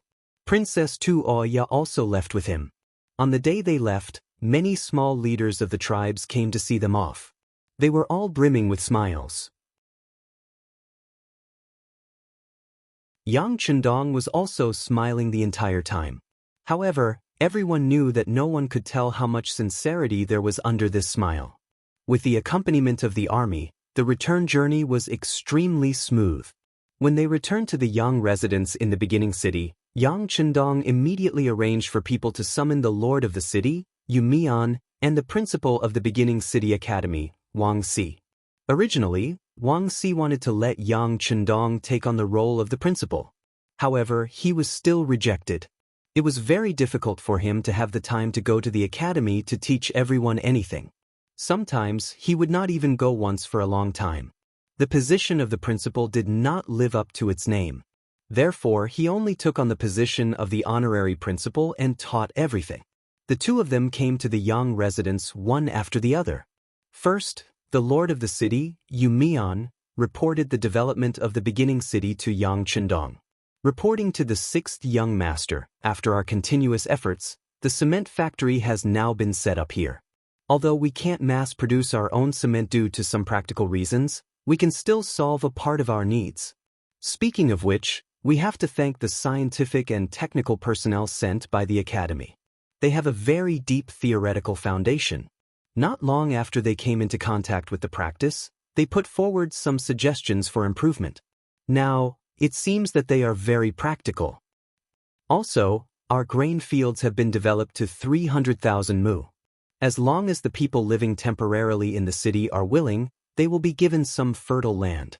They only need to pay us a tax of 30% according to the harvest. The army's grain fields are all managed by the logistics division. They are all young and strong people. It is a small matter for them to put in some effort. By the end of autumn, we will definitely have a big harvest. In order to ensure that the vegetables and grains can last longer, I have also followed the instructions of the sixth young master. We have built a large granary in the city and dug many cellars outside the city. After the evaluation by the professionals sent by the academy, there is no problem with the depth and width. It can serve as a refrigeration system to ensure that the vegetables can be used for a longer period of time.